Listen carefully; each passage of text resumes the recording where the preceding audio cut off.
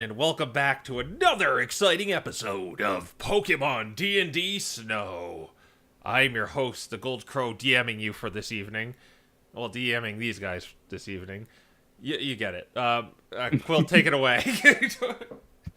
Last time we got to the castle, but upon entering we found an iron brooch that wasn't filthy and pollution smothered. We've we found grate to the sewers in the river that we wouldn't have been able to see in reality due to the pollution, which is probably something we should look into when we get back. We were about to enter it, but Thok, the Cresselia, led us away from that dead end to where the Dreamholder was being kept. Once there, we joined forces with Charles the Unicorn to fell the Dreamholder. Upon returning to the real world, Briar finally got to get some rest. Forever. And Proteus revealed that he is, in fact, Mana-born. And this puts Dante in a bit of a tough spot because this means Proteus is an edict breaker and Dante is a filthy edict upholder. Excellent. It was pretty short and sweet. Just a battle, pretty much. Yep. Okay. All right. Yeah. You can have a reroll for this session. Use it however you wish. Thank you. So apparently, wait a minute. Part of like the 2024 rules, does like everyone get that inspiration at the start of the session? I forgot to look that up. What? Something to look up for next time. Yeah, but for Let's now, just you go ahead and keep the Inspiration. That sounds ridiculous if it's really everyone gets it. I love being able to re-roll anything twice. I well, love power creep. yeah. But let's ignore that for now.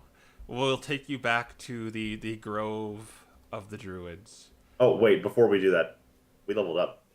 Yeah, we're getting to that. All right. So, yeah, you woke up inside this hut that you were given. There was a pyre last night where those who fell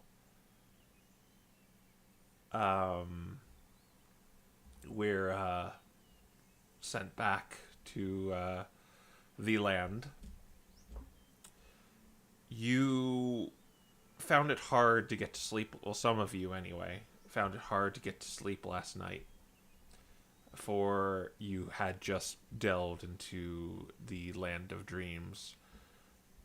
But when you finally go off, remembering what happened with the battle with the Dreamholder, it's very fleeting. Like, you know you did it, but you can't remember the specific details of it. You just remember little bits and pieces of it. You definitely know you did it. It's just you have a hard time recalling it as the nature of a dream. But before you one of the druids came into your hut and beckoned to you, telling you Thok wishes your presence. Malcolm, that feeling starts up again. As you begin walking off, you just kind of stop there for a second as this rumbling, this quaking in your whole body starts up as your eyes start glowing again. And everyone else sees it, and they probably begin bracing themselves as you float up in the air, and these kind of tendrils of ethereal energy start just shooting from your eyes and your the ends of your appendages. And there's this small explosion that maybe we see like an outward view of the hut you're in, as just kind of this light just shoots out of the windows and door, and everyone There's like a little. and everyone is on the ground, and Imagine it Malcolm, you perfectly. float back to the ground, and everyone feels a little more powerful as you have leveled up to level 5. Is this gonna happen like frequently or What is this now? Fourth time this has happened? No. Third. Third.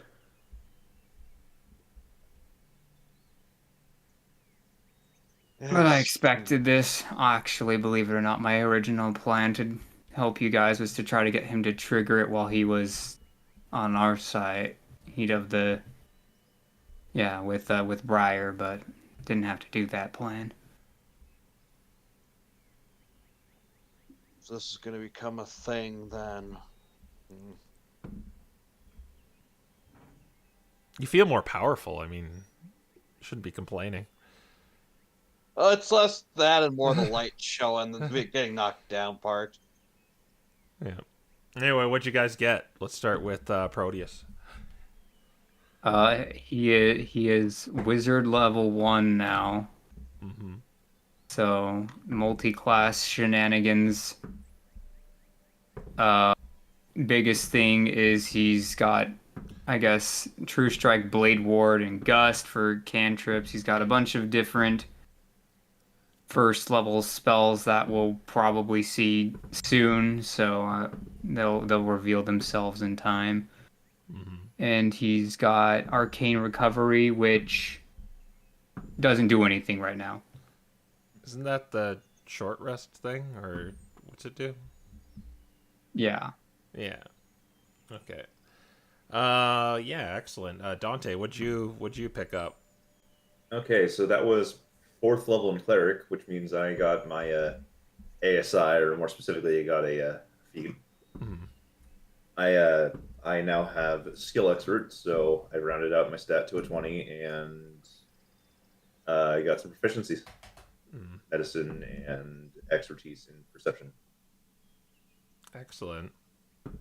Yeah, I guess that helps being the wisdom guy and having expertise in that. Mm-hmm. Malcolm. Malcolm got extra attack, so he gets to bonk things again, and he got fast movement, which just means he goes 10 feet faster per turn. So you're at 40 right now? Yep. Wow. Excellent. Another And 65 46 HP at level 5. You're encroaching on triple digits. And finally, Nicholas. Well, since I'm not a filthy multiclasser, I get third level spells. So he got Dispel Magic and Bestow Curse as his two third level spells. And I think he also got and he got Font of Inspiration, which means his Bardic Inspiration works how it did in the previous rulings, where it now actually returns back on a short rest again. And he could use spell slots to recharge his Bardic Inspiration too. Wise. Does it... I forget. Is yours the class where you can inspire yourself, or is you don't get to do that? I'm pretty sure. Let me check, but I'm pretty sure I cannot. Yeah. It's either swords or valor. That's the self-inspire. They think it might be valor. Yeah.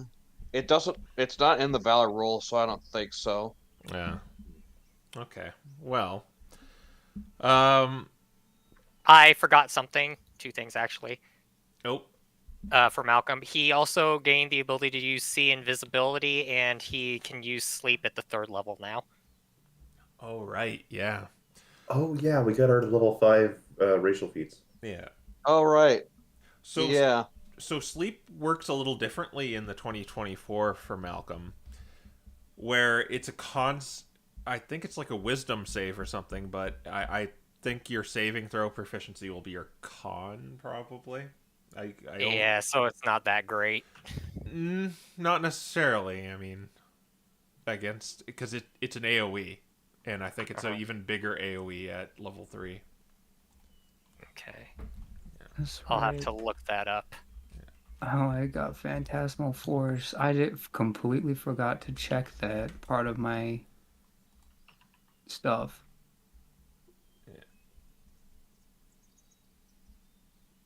Actually, I- you know what? We'll just do sleep the old way because the new sleep does not upcast.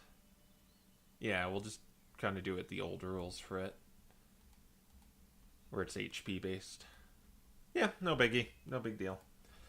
All right, yeah. So you, after the Malcolm explosion, you feel a little stronger.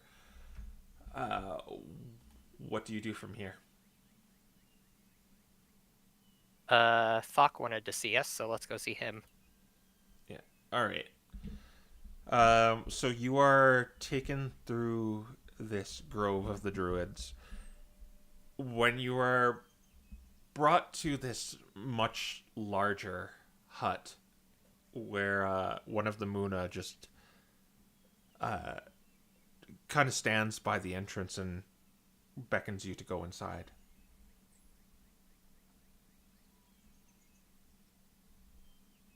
Okay. Yeah, All go right. on. Inside this tent, it's almost like an observatory inside here. There's the smell of incense as soon as you walk in, and you see kind of holes in the top of the tent, and it's very dimly lit in here despite it being bright outside, and kind of the holes making these designs in the tent just almost look like constellations and a night sky. And there's this low purple glow inside this tent that it feels very relaxing. And even though you got up, you feel as though like it's so comfortable in here you could just nod off for a minute or two and fall back to sleep. But you see Thok sitting at the end of this hut, with a table, a small table, to the ground that only goes like a couple of feet off of it, with 4 cushions around it, with a small little wooden cups on top of it. And he says to you in his kind of low, relaxed voice to please sit down. Sure. And yeah, Nicholas will sit. Yeah. Well, The tea is made from the herbs of the trees in this area. Please help yourself. As you see small cups in front of you. Malcolm drinks it. I'll say we'll gladly take one. Does he have some decorum, or does he just kind of chug it? He just kind of chugs it. Yeah, okay.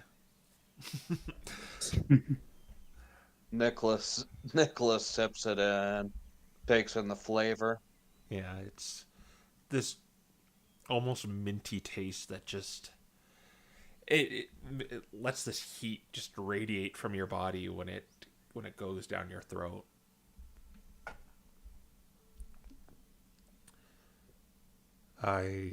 Well, first of all, I was able to make this for you using the astral shard the dream holder left behind. It was a creature of the realms in between, known as the astral planes. These robes should bestow similar powers related to that realm upon you. And he presents this folded robe on the middle of the table, and it's very much the same color and design as the interior of the tent you're in right now. It gives this soft radiating glow, almost these, when you tilt it to an angle, you can see these iridescent colors shine through it. but it's the main makeup of it is this kind of purplish black.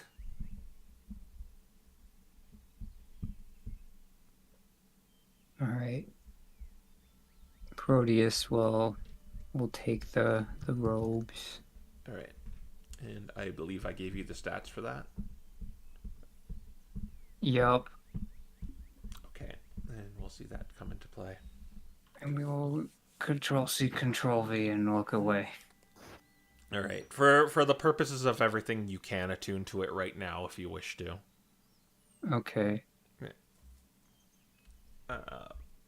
But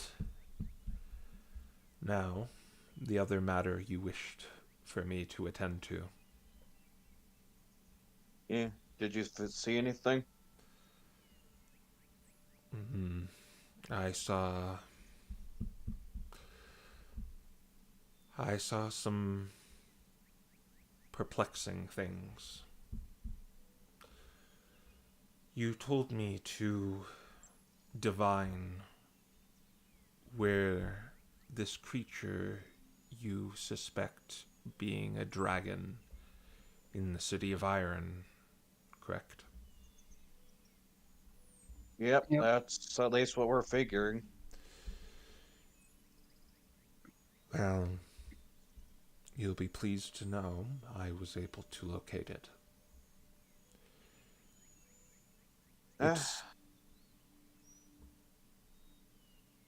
I followed a consciousness in that city, and it was a powerful one. A consciousness shrouded in black feathers, desiring control and power from the shadows. It is underneath the city, in the waterways. Very much where I found you in the dreamscape. But the perplexing thing about this, it was something I have never seen before. That consciousness of that dragon was connected to two others. And that should Two be others, huh? possible.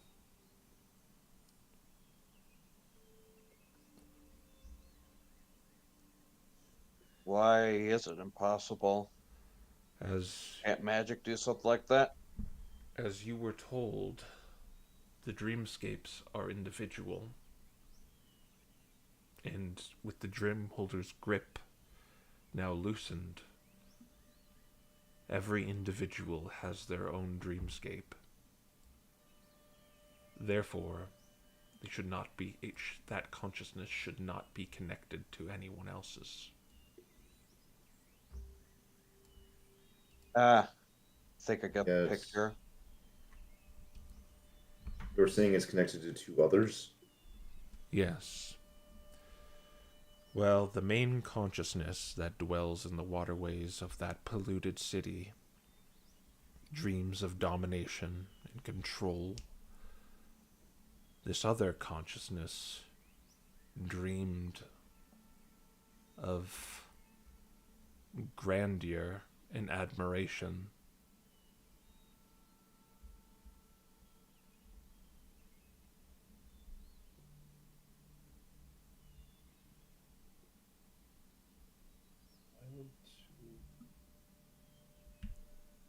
And what did the third one dream of? Absolutely nothing. Excuse me? It's as if it's not conscious at all. We could still sense it? Yes. Is it alive or is it dead? I'm afraid I don't have an answer to that. It's merely there.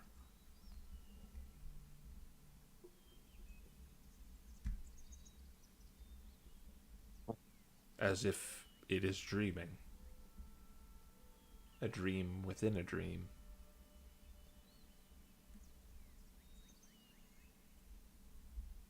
That doesn't sound safe. It is a bit troubling. Well, begs the question, why would these two have connected dreams like this if we solved the entire problem with the dream holder? Yes.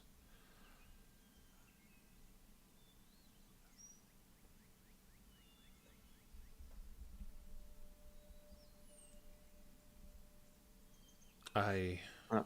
wasn't able to divine an answer to that question. It is merely what I found in the dream. You need not worry, too. The consciousness I was prying on is unaware of me. Unlike magic from your ilk, he looks to you, Proteus. This is far less detectable. Unless I were to outwardly do something to it, which I did not.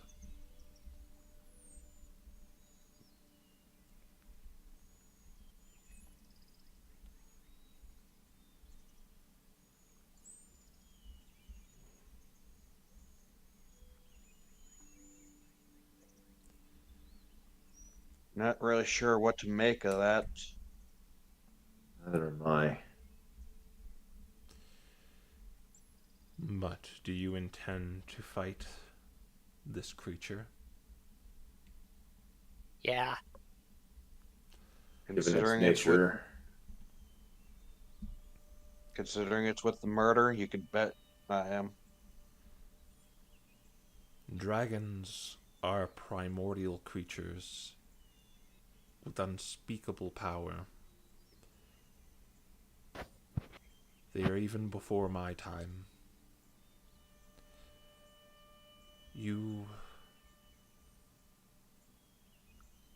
may be either courageous or foolish for running into a battle with one of them. They said the same thing about the Dream Deeper, and we managed to beat that thing.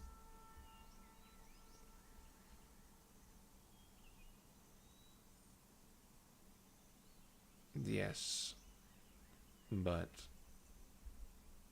never overestimate or underestimate foes.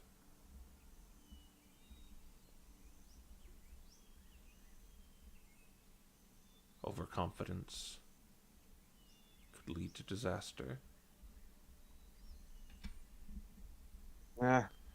Suppose you have a point there. I could divine this is a very cunning, devious creature.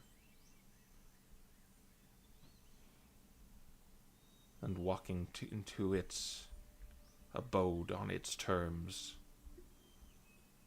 might not be the best idea.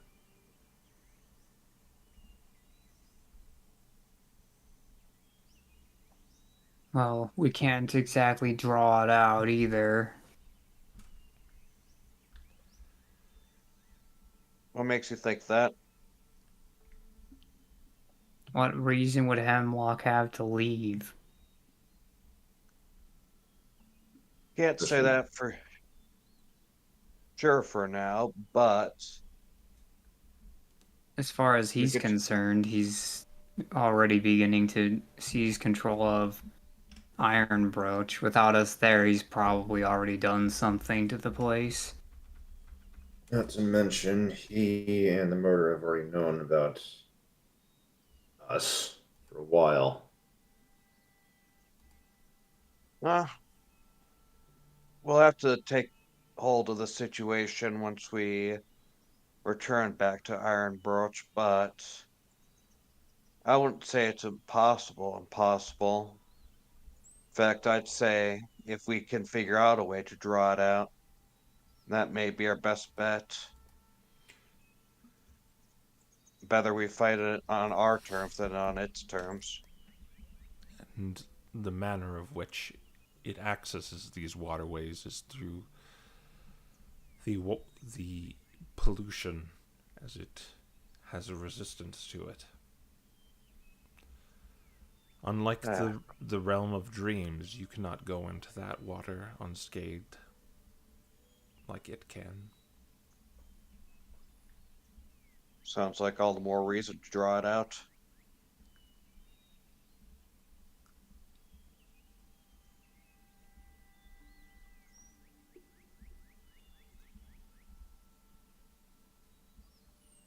Well, we do have potions that can help, though.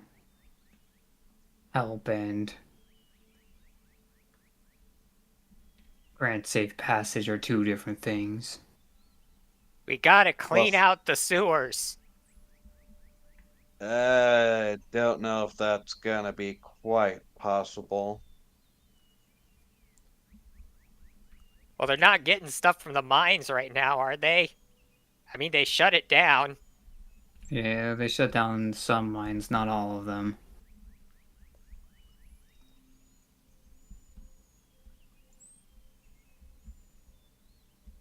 But if the water is low enough, I think I might have an idea. Well, I guess it's not really a great idea, Probably want to but save those potions for Hemlock in the first place. Agreed.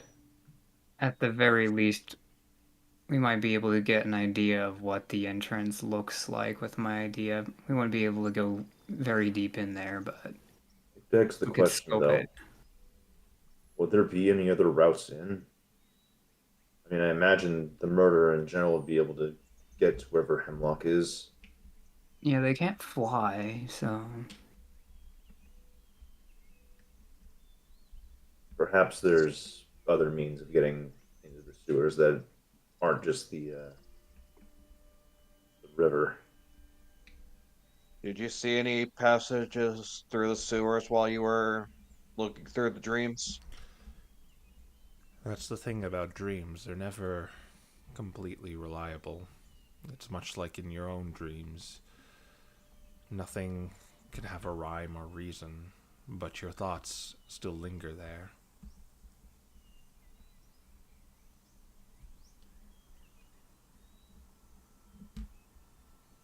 That's why I only know very surface level thoughts of this creature. But I do know its location.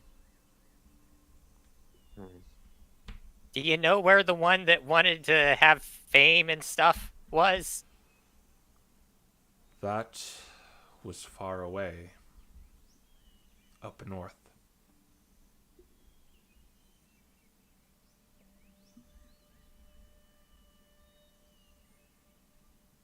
It seems to be around or in that large city.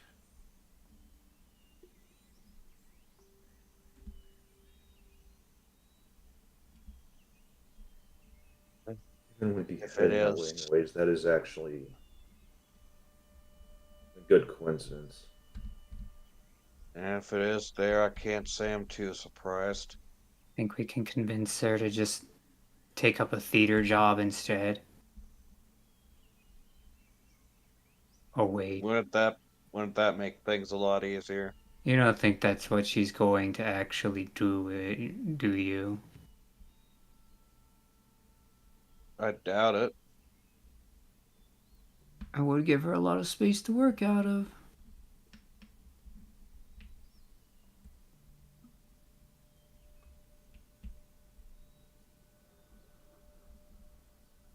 At any rate.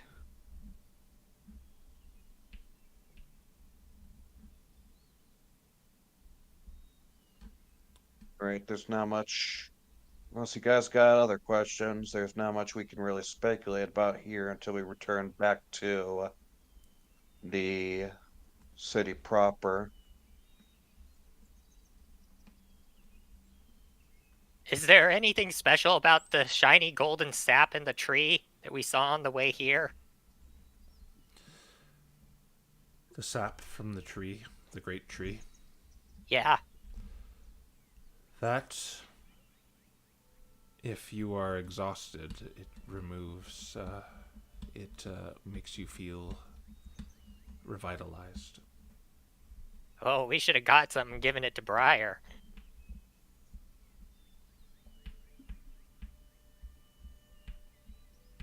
Oh well.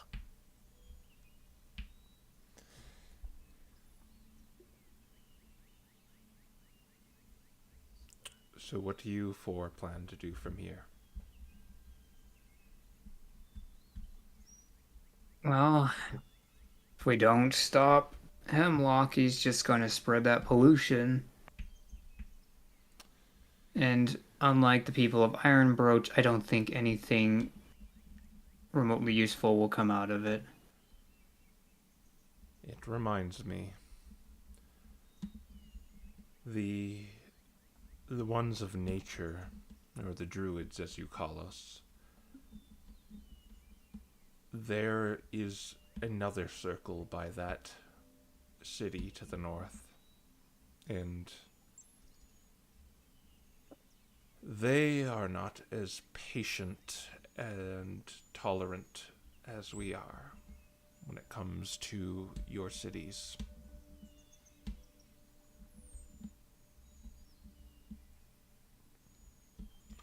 They're not even tolerant to Size. us. I can imagine why they wouldn't be given the size of Wilhelmsen. I'm sure you encountered some spirits of fungi on your way here. Yeah, I Did. remember those things. I don't know. I didn't find anyone that we crossed paths with to be particularly fun. That's not what he meant, Malcolm. Mushrooms, Malcolm. Those walking mushrooms. Oh, those guys. Yeah, they weren't fun. Those are from the circle of spores. They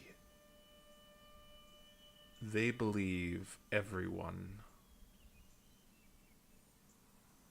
all lives of all organic matter, is just a resource waiting to be assimilated into its network. They have no concept of murder. All creatures under the colony's influence connect to one mind.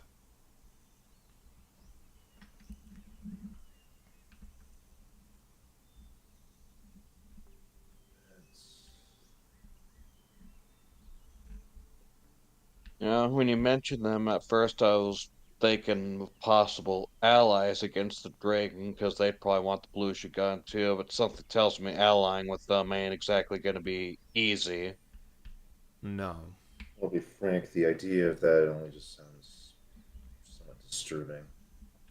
Yeah, very much so. In fact, Don't worry, Dante. They're not breaking any edicts, so they're perfectly legal. Until they murder someone, anyway. But that's not an edict.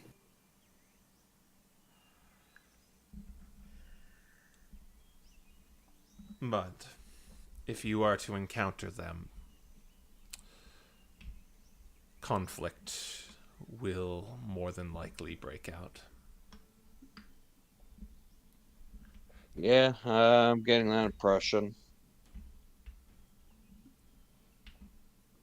In fact, they planned on overtaking us while we slumbered, thanks to the Dreamholder. And we probably would have been assimilated into them if not for you. That doesn't sound disturbing. nice.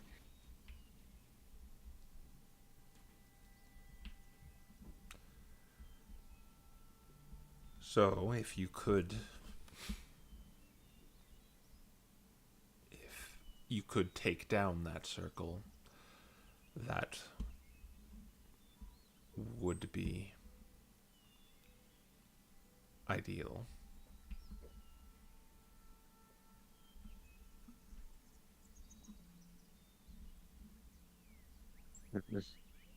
Yeah, I don't particularly treasure the thought of them trying to go and string up Briar past death. So It is I'll work Plus, if with you.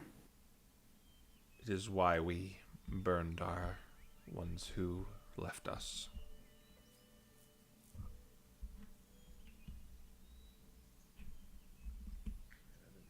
plus they come now, considering you're all still weak and they could easily overpower you.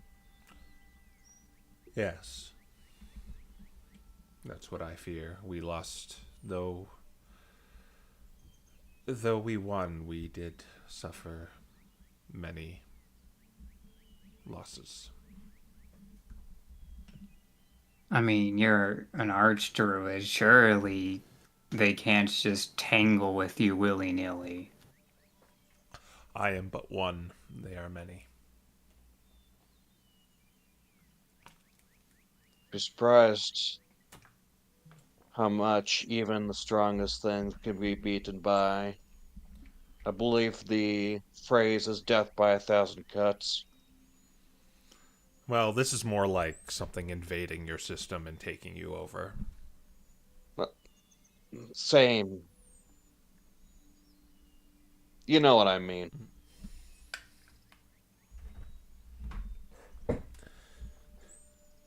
But I thought I should warn you about that.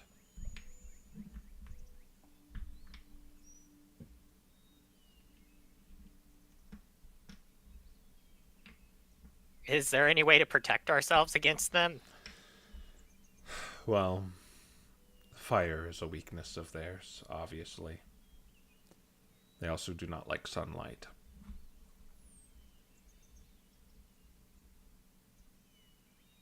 Okay, so Dante and Dante.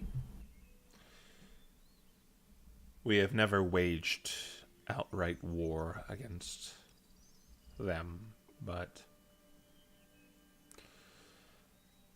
they claim to be part of a balance, but I strongly disagree. You said there's something of a hive mind, right?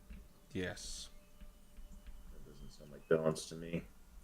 Yes. Well, that's not my point, but yeah, I wouldn't say that's balanced. But my point is, if we could take care of the leader of the hive mind, then the rest should fall. Granted, that's probably easier said than done, but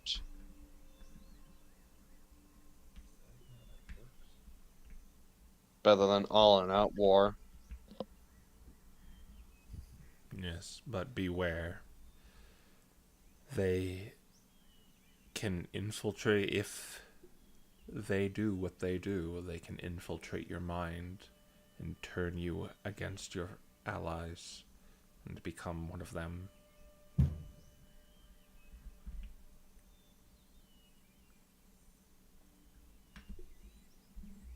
Malcolm looks concerned. Terrifying thought.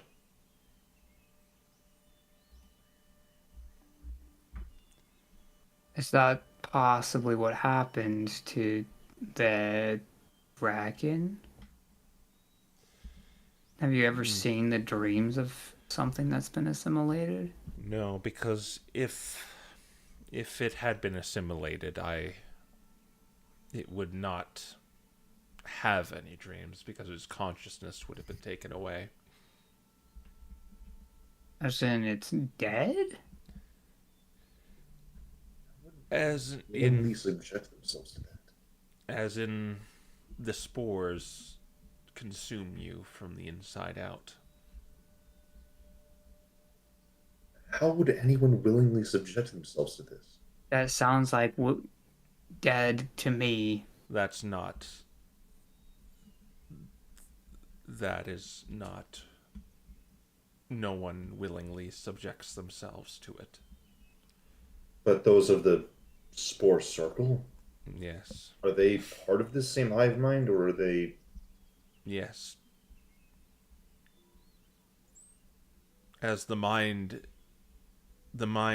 is fleeting until it is fully consumed. The spores will convince you, you made the right choice, despite knowing that you are being dominated. It's real freaky. Wait, do you know anything of druid circles that can practice something akin to necromancy? The school of necromancy in your Manaborn hierarchy is probably the closest to that circle.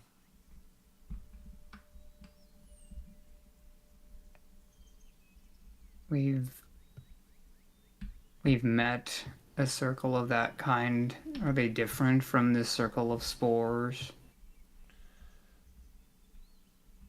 What kind of do you mean?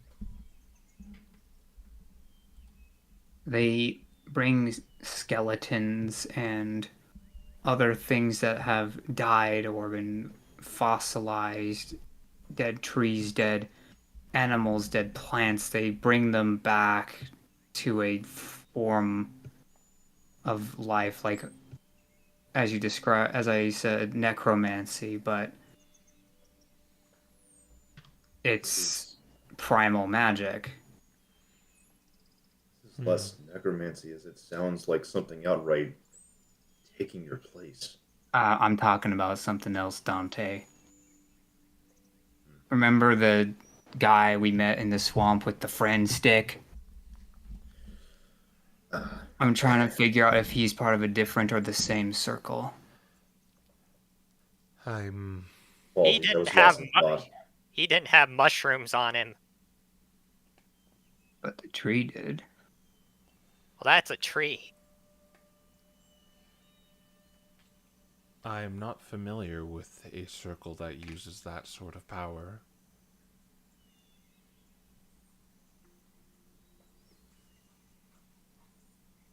At the very least, it tells me this is a new development and not an old one, which makes me a little bit less scared.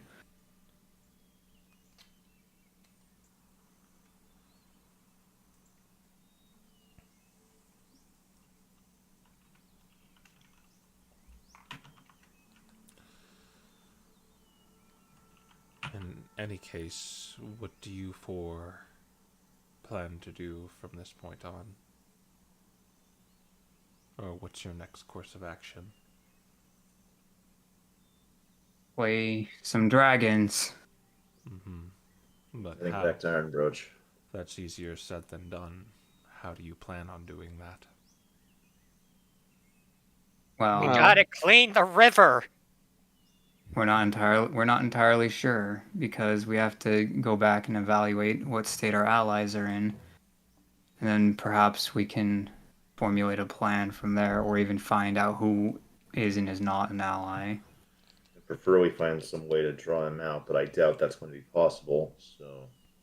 I've got a few schemes up in my head that might be able to get them drawn out. It just depends on certain factors that I'd rather not discuss here and now. As I told you before, I could tell it is a cunning and tricksy creature. So don't underestimate it or think it's dim.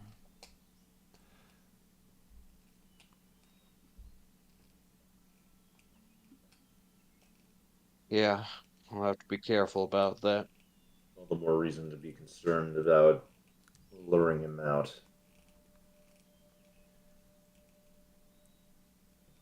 Or even finding a way to in the first place. Honestly, we're still not entirely sure what it's trying to do with Iron Brooch. It wants to control it, but doesn't want to do so openly. Yes, that is strange. A creature like that ruling one of your cities would... Well, it wouldn't be subtle, so it must be trying to do it in a subtle way. Considering the links to the murder,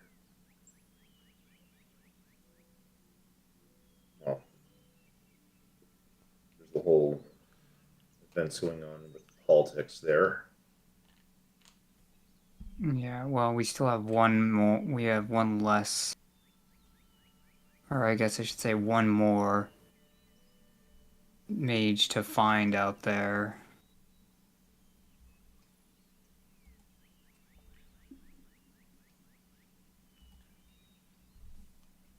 If And you either way, we're going to have a conversation with Alara one way or another. if you wish, I can return you to the polluted city in an instant.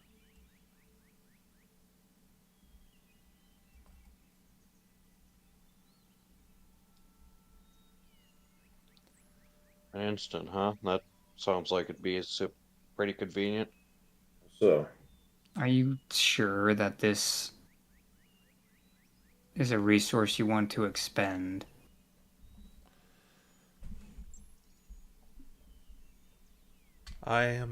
Though I am out of.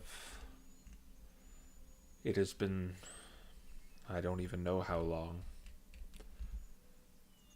I am familiar with this area, and there is a large tree I can bring you to that is closer to that city.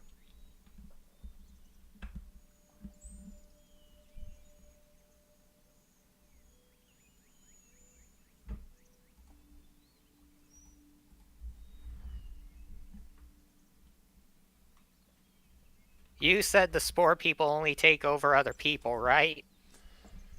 They take over plant life. There are some subcircles within them. Some focus on us, creature Pokemon like us. Others focus on plant life. And others focus on beasts. But the ones to the north do focus on us.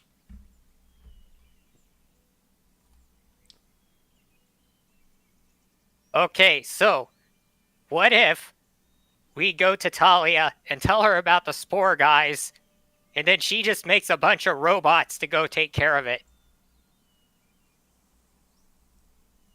No, well, that might be a second problem because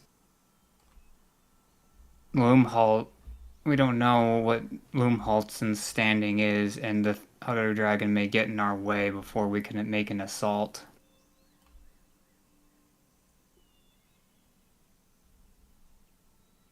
If they're not in work together, I fear it's only a matter of time before they find a mutual agreement. Okay, but we gotta fight it sometime. You're right, Malcolm. But for now, I think we should focus on routing Hemlock.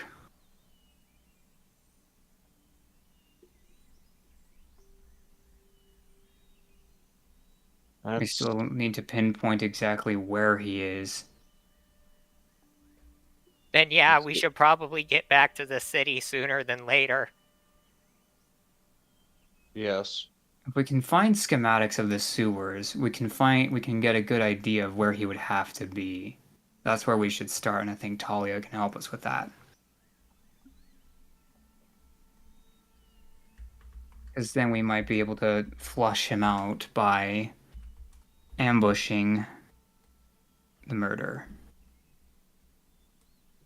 If he loses his servants, he'll have to come out for more.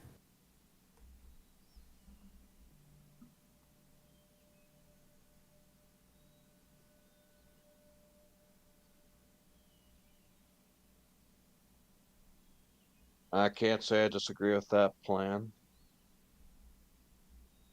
Though, for now, we shouldn't speculate too much until we're back. agreed. Again, I'll only agree to this teleportation if it won't leave you defenseless or harm you, Thok. It will not. I have more than enough power to protect us. Would only be for One night I would be without it.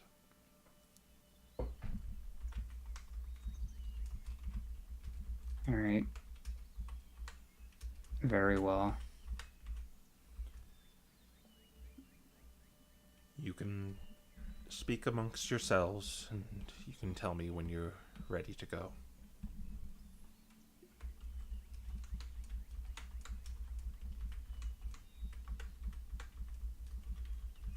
I'm ready.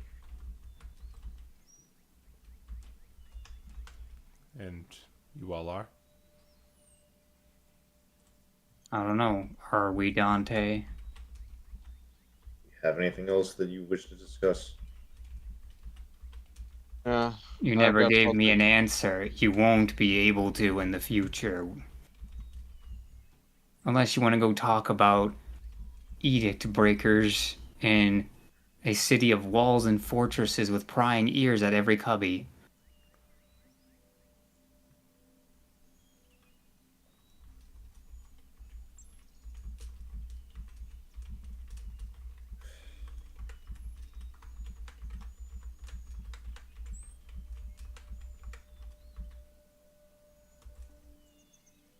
Or do you want to just leave it at you won't interfere, but one way or the other?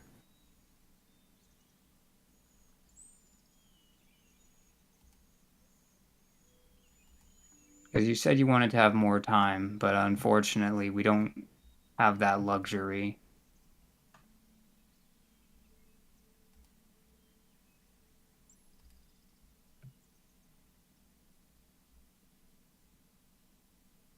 Proteus, you know as well as I do that I'm going to effectively become a hypocrite given the situation also with Alara. Don't worry about it, Proteus. If he tells someone, I'll bop him. This is why he has the plush.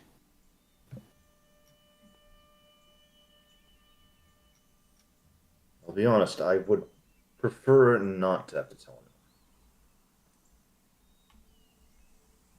I don't know if we're gonna turn Elara in, if that's what you're wondering.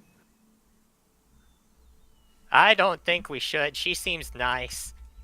I'm just saying that bringing up that we know should just be at the very least help us understand the situation there.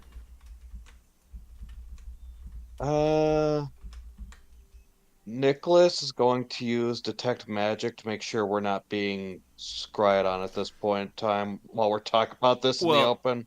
I will tell you that that wouldn't work because you need to see the magic. Ah. Okay. Then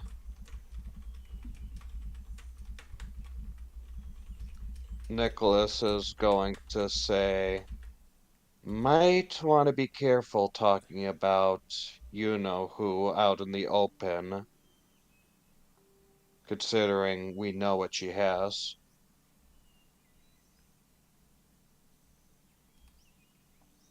Well, even if she found out, she won't be able to escape us today.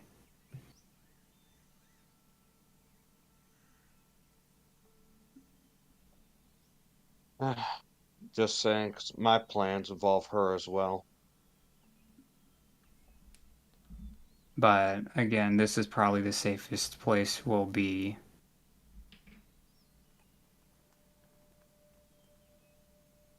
Yes, there will be no prying eyes here. Ah, okay, that makes discussing this easier, I suppose. If you wish to have a more private sanctum, I can assist you. Yeah, that might be good. Yeah, well, try not to be too long, but I may as well. It might be nice for us to have a quick chat. If we're safe in the forest, then I may as well mention my own plan. All right, So yeah, lie down and shut your eyes. Oh, that makes sense. Nap time. Malcolm Yep. takes out Malcolm and snuggles up with it and closes his eyes. I assume this will be Yeah. similar to this, the previous shared dreams. Yeah. Nicholas lies down and closes his eyes. You shut your eyes, and then almost in an instant you find yourself floating in this sea of colors, in but kind of still at that table, just floating through the space. Wee. And you just see, and in the distance you see this enormous whale just like fly by. And it's upside down. Okay. Very well. You can continue this conversation. Nobody is prying. Cool. Okay. Just give me. I was not expecting this. Nicholas takes a deep breath and tries to get used to it, and he says, "So, here's the thing. We know Alora's Monoborn, and we know she's more than likely working with the murder in some capacity. We don't quite know for sure whether there's a potential that the murder found out about her position and her being an edict breaker and is blackmailing her, or there's a possibility that she's join them willingly. We don't know that for sure, and it might be a good idea to figure that out before my plan. But I think she might be uh, one way or another, I think she might be our ticket to getting Hemlock out.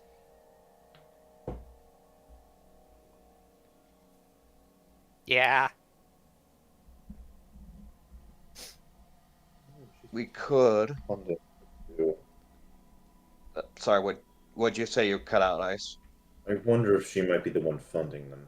Also, given the expenses, the mirror. Either she's funding them or they're funding her. Could be going both ways. But the way I see it, we've got one of two paths when it comes to her. If we remove her from her position, then we remove one of Hemlock's strongest allies in Iron Broach, in which Hemlock might have to make a more drastic move in order to retain control. But, alternatively, we could give Alara the option to, we'll say, pretend she was being blackmailed by the murder the entire time due to them knowing her status as a monoborn, and give her the chance to cut ties with the murder and help us in this little scheme. Why would In she which, do that? simple, the alternative is getting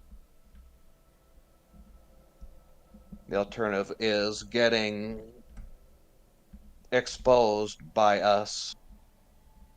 Well, if that's the case, she's going to get exposed either way, because if she helps us and doesn't help them, then they're going to tell on her. And if she helps them but doesn't help us, we're going to tell on her. That doesn't seem fair to me. It isn't, no. But whether she likes it or not, that's sort of her position at this point in time.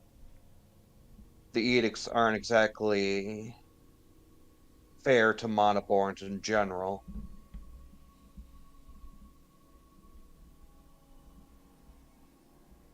Malcolm frowns.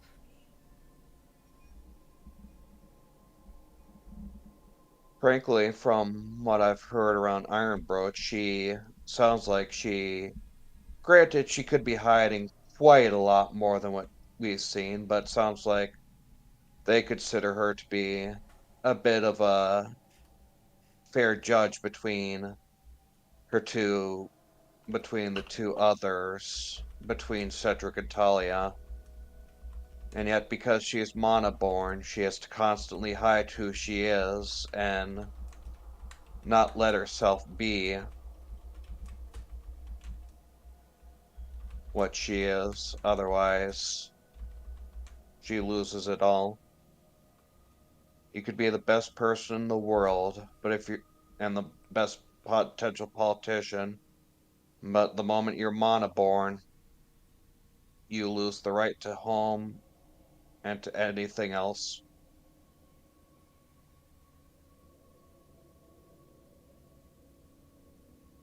So yeah, it ain't fair, but that's what she's got. Either way, those are my two possibilities of ways we can use it.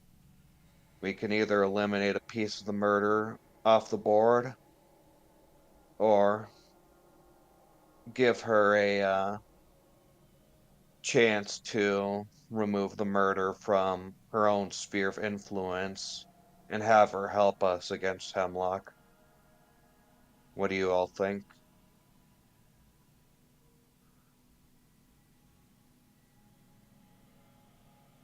I don't like it.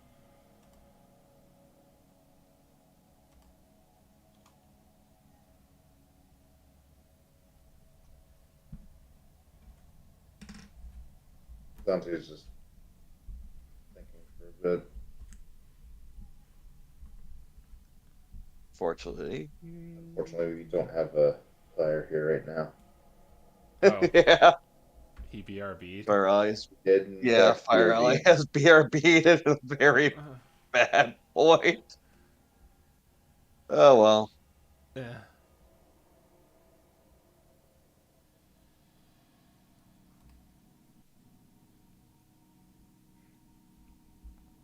It's, I've mentioned before, I just like the idea of this blackmail, this.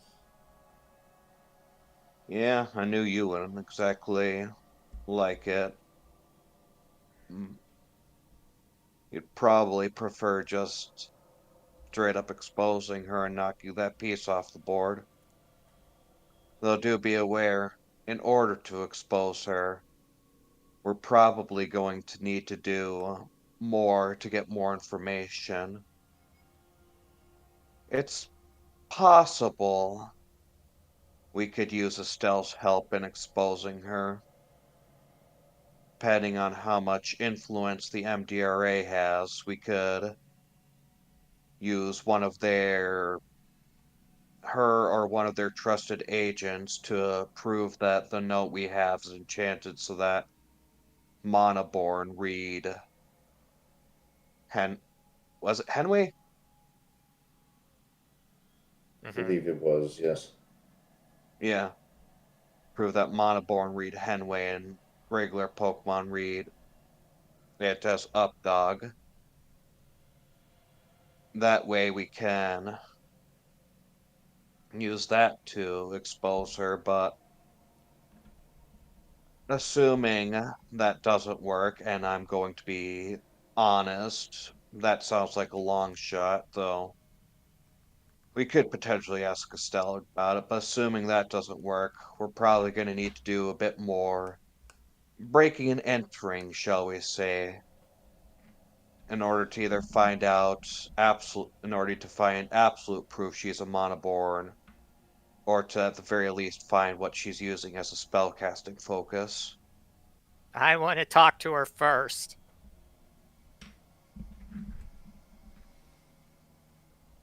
If we expose her, we're more than likely going to expose ourselves.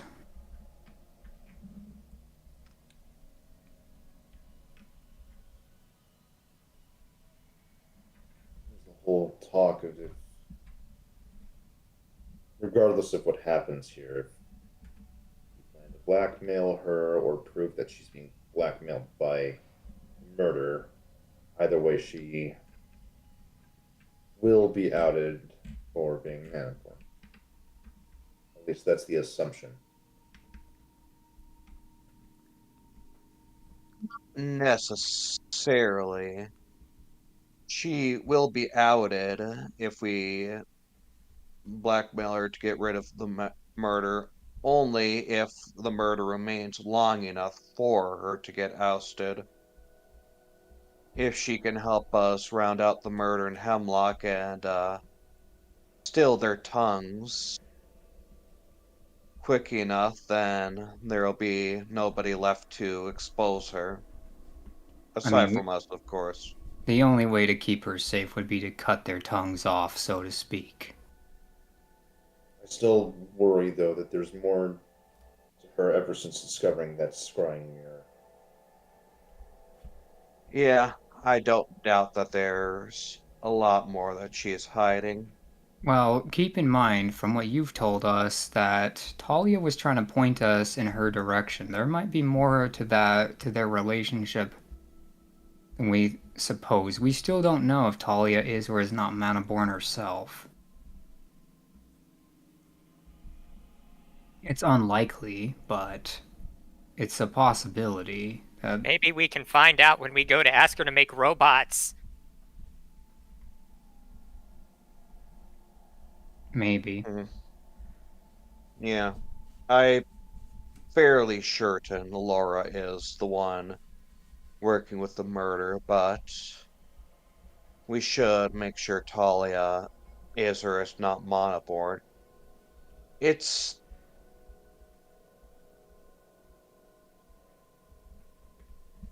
working with the murder, and the reason Talia was pointing us to Lara was to throw suspicion off of her onto Lara and essentially throw Lara under the bus. That is a possibility. Or perhaps she just had her suspicions of Laura to begin with. That is a possibility as well. I'd say our order of business when we go back is first talk to Talia about the robots, and we'll see if she finds out about, we'll see if she knows about Henway or Updog. After that, we should either attempt to get more information from Laura, whether that be through talking to her like Malcolm wants, or another espionage through her stuff. And depending on what we find, we may also need to pay a visit to Stell. I have something unrelated to those two I want to talk with her about soon enough anyways. And we might be able to ask her if your note would be sufficient evidence to expose a monoborn. No, Estelle cannot know about that. Hmm.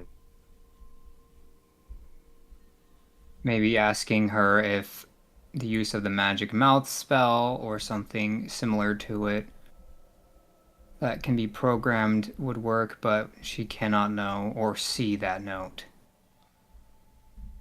Right. Because if she does, I'm She pretty tied back to Proteus at that point. or at least she'd assume, well, yeah, no, she'd definitely assume Proteus. You would probably assume it to be you, given that you're the Manaborn. However, that's still not something that that's not a risk we should take. Yeah.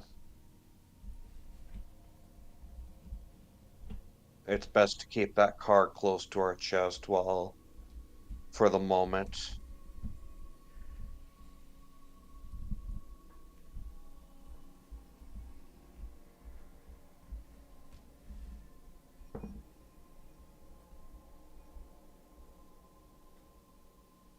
Still, I suppose we'll just have to be careful and phrase it as the magic mouth spell and not as something you have. Certainly inquire about it as if it's something I could consider casting. More or less. Maybe she'll give us a spell scroll for it. I don't know. That could be useful, yeah. So yeah, I believe that.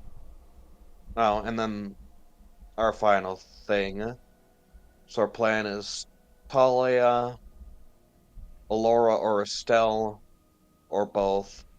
And then I guess as our final thing to round off the day, Proteus, you could try. What's your plan exactly to locating Hemlock? We need to go get the schematics of the sewer system. Right. So we'll do that when we go visit Talia. I don't think we should talk to Estelle about this.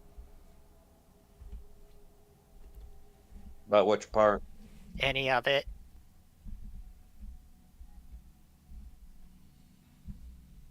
Hmm. I mean, we already told her about the druids.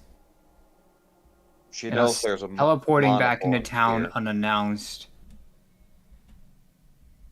is going to arouse suspicion in her. We have to tell her at the very least to how we got back so fast. Well, let me be clear. I can put you near the city. Yeah. Not in the city directly. It is a large tree. Assuming it's Wow. still there. She might, if she asks about how we got back so fast, then we can cross that bridge when we reach it. Like I said, there's a contingency I may want to talk to Stella about some point in time anyways. So I guess we can knock that down on our priority list. I mean, if you want to go talk to her on your own, feel free. Just don't get Alara in trouble for something that she didn't do anything wrong. I don't think he would do that. That's not what my contingency is. Don't worry about that. The only... I don't... It'll depend on what we find out about Alora, but if at all possible, I would prefer to help her lose the weight on her shoulders, assuming that weight was something she unwillingly took. If she willingly took it, then I have no sympathy for her, but if she's being blackmailed, then I would like to help her.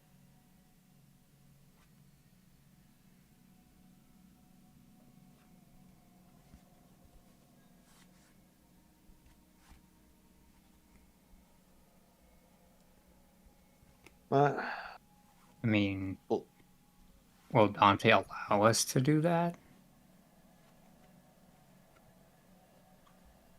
He'd better.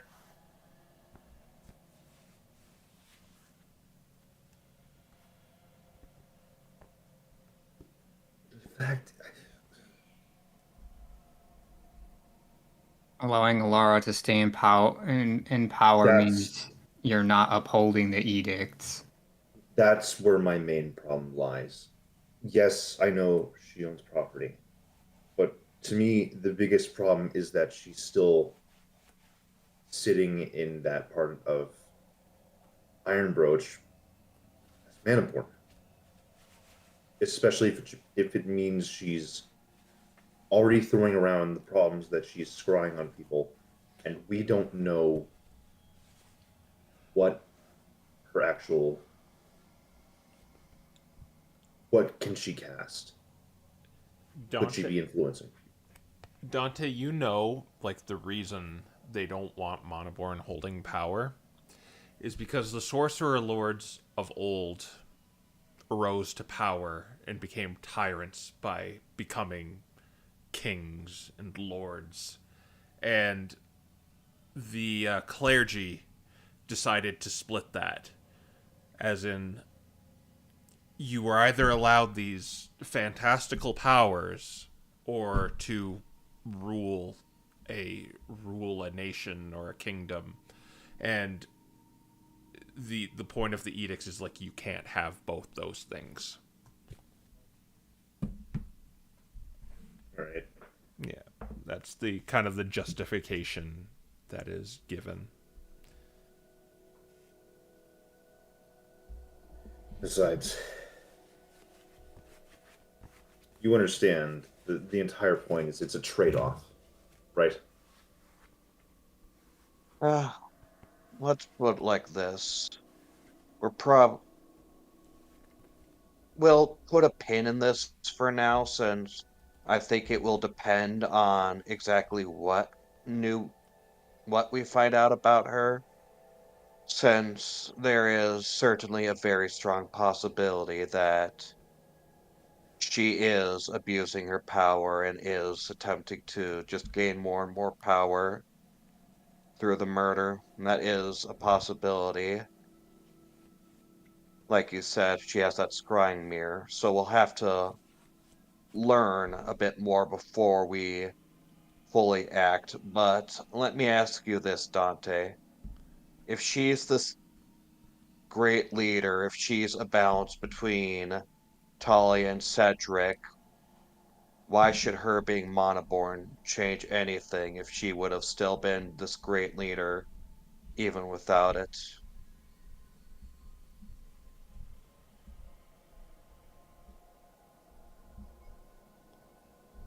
He has to sort of sit there and think for a moment.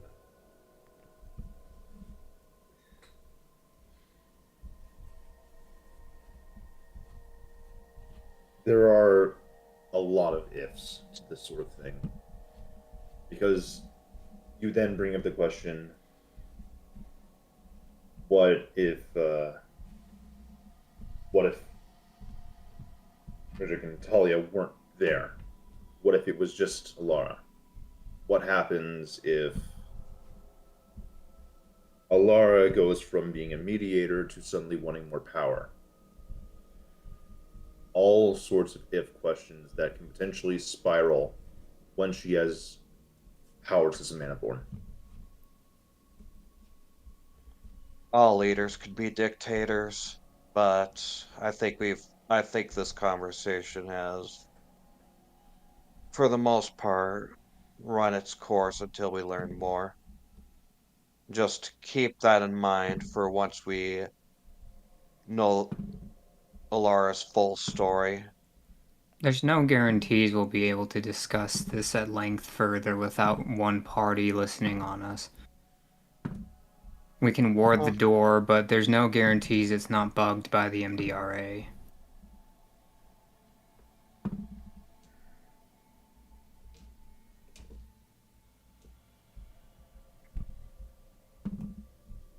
I could help with that, but I would need to put into practice a bit more of that power Malcolm did, and I don't think that will happen for some time.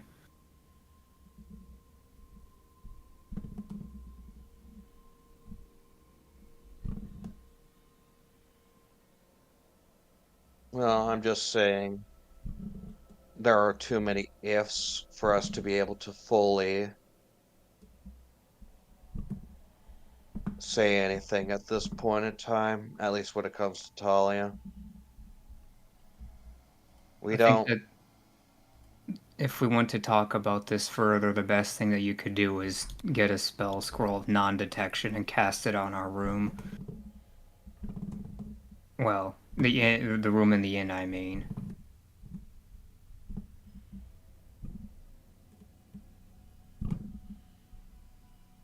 It'll be the only way we could pick this conversation up with certainty. Well, what more is there to say right now? Yeah, that's why I agree with Malcolm here. There's not more to say now, but when Dante starts getting his if statements filled in, he'll start giving us some output, I'm sure. Well, I'll get a spell scroll to spell magic ready at some point in time. Try and trade that for a spell scroll of non-detection at some point in time. Trade a third circle for a third circle. Very well. Shall I return you to the waking world? Yes, please. I have something I want to ask you first, Thok. Yes. Alone. Are your friends okay with this? Yeah.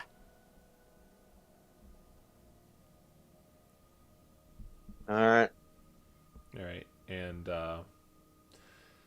the other three before you, Proteus, just kind of fade away as you three wake up. Well, it seems like as you your eyes flutter open, you see Thok in almost like a trance, and Proteus still sleeping. And Proteus, you are still in this astral void here. As I'm sure now you're well aware, I guess all I have to ask is very selfish, but in the case that Dante were to try to rout me out, would you give me refuge here?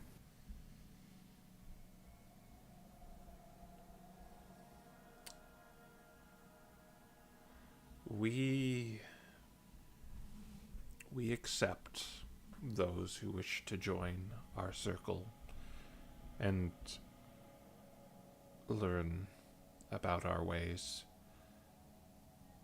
But I can't say we'll go out of our way to protect you from anyone. We do not wage wars and fight battles against those in the waking world. Well, as long as I can arrive here undetected, you would allow me to stay should something like that happen. Yes. Thank you, Thok. And almost in an instant, Proteus, you wake up from the that dream, and you see him exhale as he is out of the trance. Very well. Shall I send you back? Yeah. Yeah. Follow me. And he leads you out of the tent. Or the hut. Alright. And there is... He takes you to this humongous tree in the middle of the grove. And he says to you, you will have only a short time frame to get through the opening I make, and I can only do this once a day. So, make haste when I open it. Are there any last things you wish to do before you leave? I can't think anything. Very well. As he begins to go in that trance again, and you see these this iridescent line just start to form a circle around the tree, around the base of the tree, and you see it start to shimmer and take form of a polluted field on the other side. Go now. Alright, Nichols will rush through. Yep. Malcolm jumps through it with his newfound speed. Oh, God. Pass through. Yeah. I wish you all the best of luck. As the portal starts to close behind you. And once you go through, the smog just, from the kind of relatively clean air to just the smoggy Iron Broach air, just kind of, I hate it. You know, maybe we should let Hemlock have this place. You imply it wouldn't get worse. Yeah, I was being sarcastic.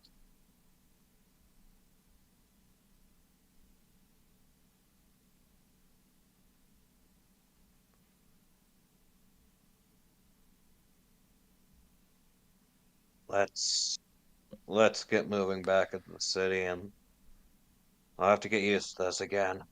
All right, Nicholas, as you turn around, you are face to face with this small, tiny, draconic looking creature that is floating in front of you. It has The a heck? crest that shimmers with gold, silver, bronze, copper, and this slightly faded other color. do we see him too? Yeah, Or it's Kronos. okay. Meh. The heck? Where'd you come from? What are you? You've done very well. You have located the dragon.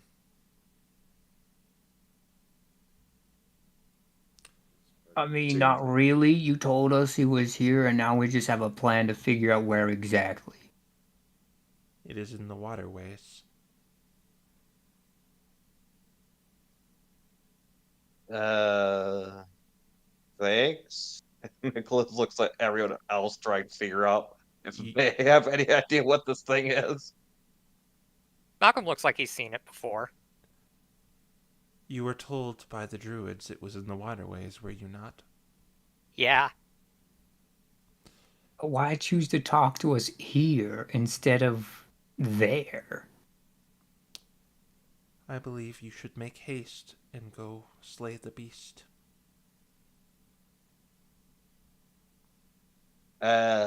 Haste makes waste, you know. There's something odd about this thing, Nicholas. It has kind of the, you can't put your finger on it, but it has almost the same sort of aura as your fife.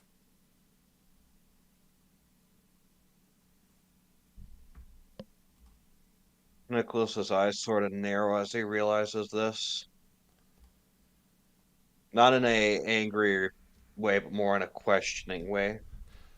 I believe that is why I bestowed upon you that weapon to slay it.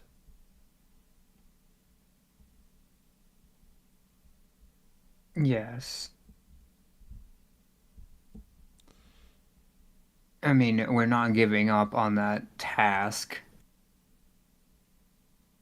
However, if we don't draw it out, it's going to kill us. Another interesting fact is the other one is into the city to the north, if I heard correctly. Wait, you're watching us? They said we weren't able to be detected up there.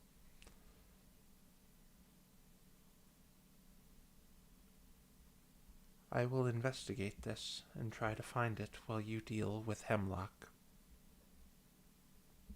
Well, don't just stand there and Thanks. pretend you didn't hear.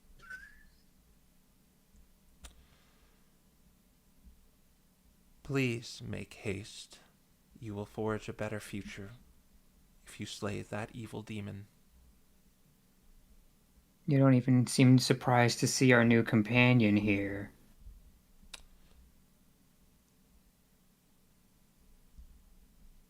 I will contact you once you slay it. And almost in an instant, like a clock, turning the hands backwards, he slowly vanishes.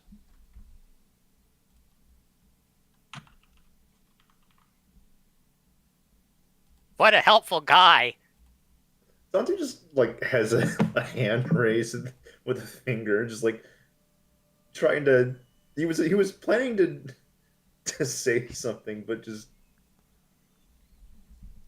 the fact that Kronos just didn't even really respond to anyone proper this time. He I don't looks a know if little I would. befuddled. I don't know if I would have called that helpful there, He's Malcolm. gonna go look into the other one for us. I feel like this was. Great job of looking into things he did the first time. We had to figure it out for him. Okay, so you guys know this thing. Yeah. Artie's just gonna put like a finger to his lips, and to Nicholas's lips, and just be like, "Nothing happened." And then he's just gonna like gesture to like, I guess his like, or Nicholas's like calligrapher's tools and spell scrolls, and just turn around and continue forward. Malcolm walks forward too. All right, you could probably make it to the city in about a few hours, but yeah, you can arrive back in Iron Broach. All right. Where do we arrive at first? Is it the textile district? You'd enter the main district, and it kind of Okay. like branches off into three.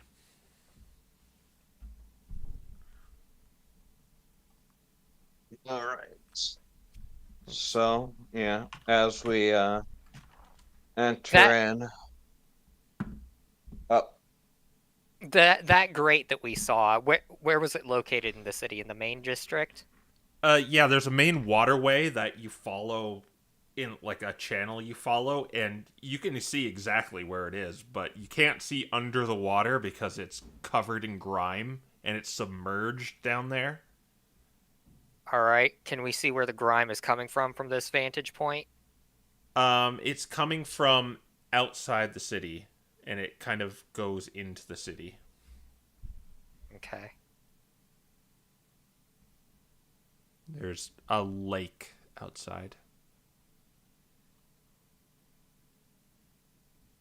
Wait, so the lake is like polluted and the polluted water goes downstream to the city? Yes. Oh, no. Is there a particular factory on the lake that it's obviously coming from? Yes, there is. All right. Have we seen this factory in our time here? There's a few solitary factories on the way inside, and there was definitely one by the lakeside that you saw when you went in here off in the distance. All right, but we don't know what's there or why it's churning out so much pollution, right? No. All right, so we'd have to go investigate that. Okay, that's on Malcolm's to-do list, guys.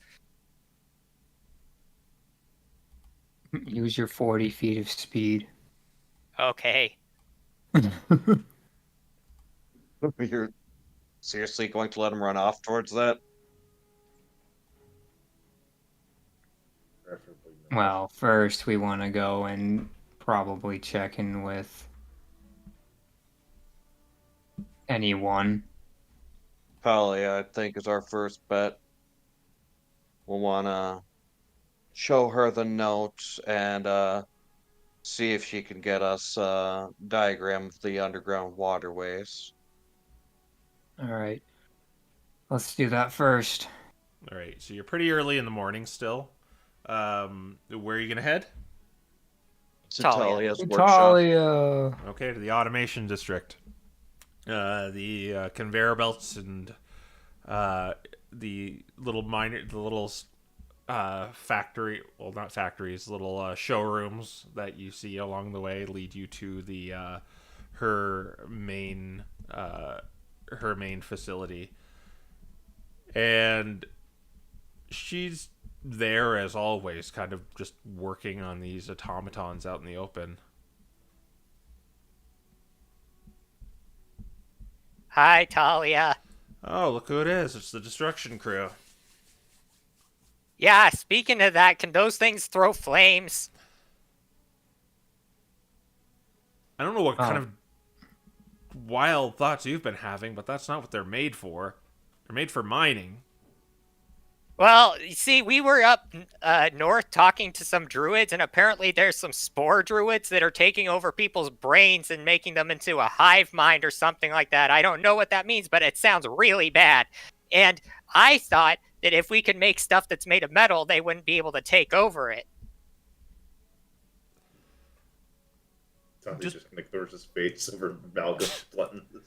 Does your friend understand what I do here? Probably not. Not to the extent of what he thinks you can do. Well, my machines are designed to mine resources for Ironbroach, not fight druids. And yeah, I know the druids don't like us very much, but that's not my problem. Well, it might be your problem if they show up here and eat your brain. Do you have any proof of this? Oh, they're called the Circle of Spores. Bruce is going to I don't know, like I guess Pat Malcolm be like, where remember she said the Iron Defenders are made in Loomhalson. Oh, so we need to go there. Yes. Yes, we'll need to go there to deal with the spores. Yeah. Oh, okay. I make mining automatons, not death machines.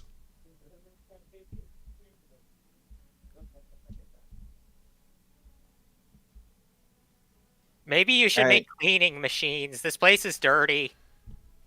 That's the price of progress.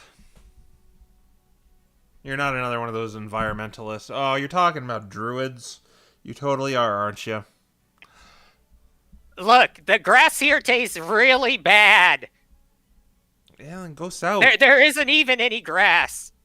How can you live without grass? I mean, look at you. You've got leaves. Well, I can do fine without it. Yeah, half of me likes the color a little bit, but the other part of me just, wants to build machines.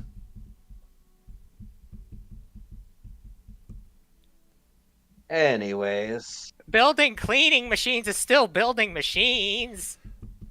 But does cleaning machines have any return to them? You don't feel like you're dying when you breathe. You get used to it eventually.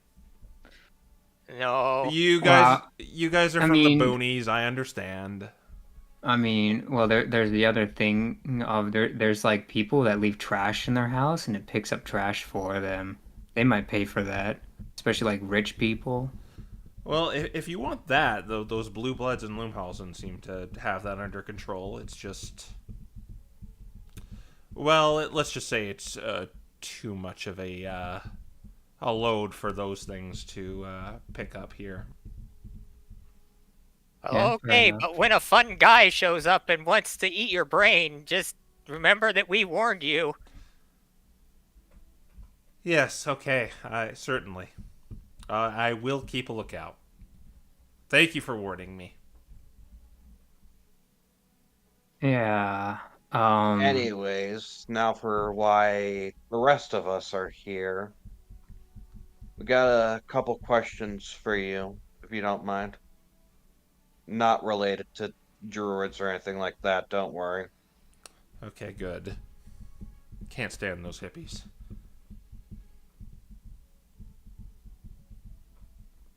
So I guess first of all, do you have access to schematics of the city?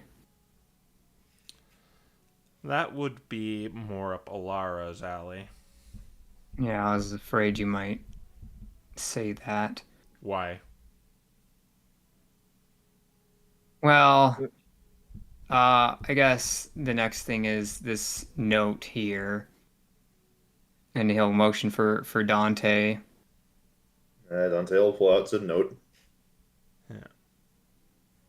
She looks at it.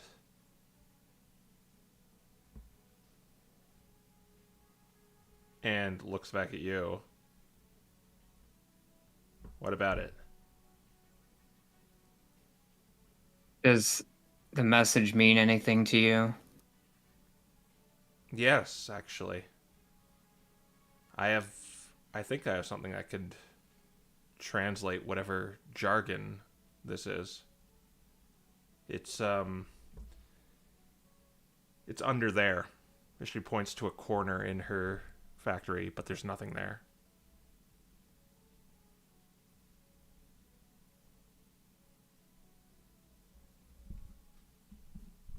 I'm not falling for this. I'm sure Malcolm's already at the corner.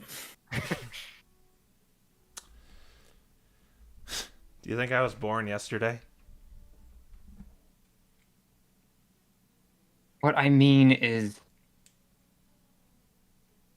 it could be some kind of a password. We think that the murder may have an entrance somewhere in the city, and this is what they used to get in. This is what we found off of one of them.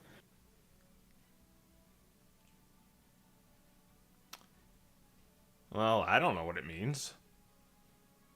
It's just a stupid joke, if you ask me.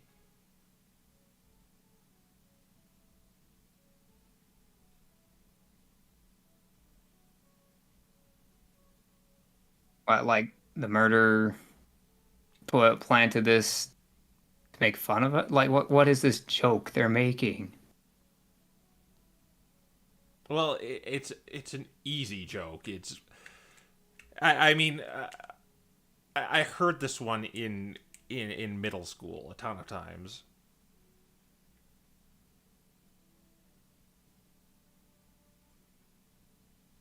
It's just simple Gotta remember. wordplay. Forgive us, but we grew up in the boonies. Remember? I was just about to say you're gonna have to explain it. They I grew don't. up in boonies. What I don't even know what a middle school is. Okay, so they say, well, you say, you ask them to read something. The point is, you say up dog, and then do I need to explain this to you? Apparently, yes. I mean, It defeats the whole point of the joke if I tell you. well, I guess maybe, It seems like you're trying to play it on me. I don't know. I guess maybe that's. I don't know. Do you think that that's still just them don't trying to make understand fun of what us? you're Is this a dead end? I would assume so, yes.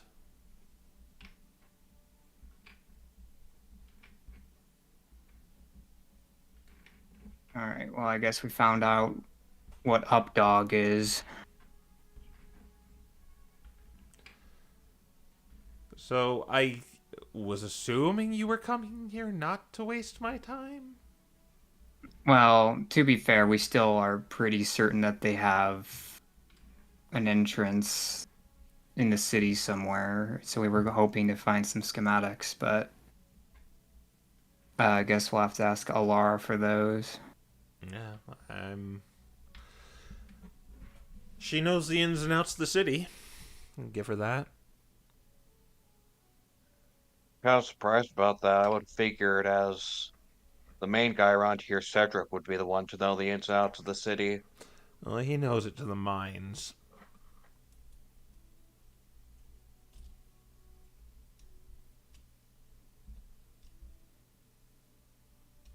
Our thought process was, since you're running automation, Well, I used to have the airships too, but Yeah, I guess we figured your group would have been like the ones who built all the passageways and stuff, so you would have it. But I guess that's not how it is. yeah. Sorry for wasting your time on that one then. Yeah, don't worry about me. I'm just a lot on my mind lately, let's just say, and you've done a service to me, and I shouldn't be so, you know. Yeah, fair's fair. Well, stop wasting your time now so you can get back to dealing with all that stuff, and we'll try and continue our work.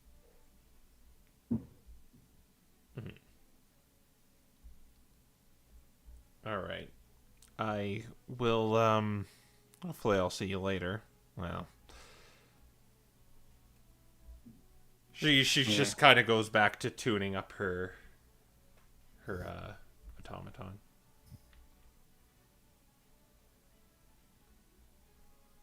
I guess we'll leave. Yeah. Yeah, probably time to start looking for Laura since that it might take us a bit to actually find her. It's still pretty early. Where do you want to look for her first?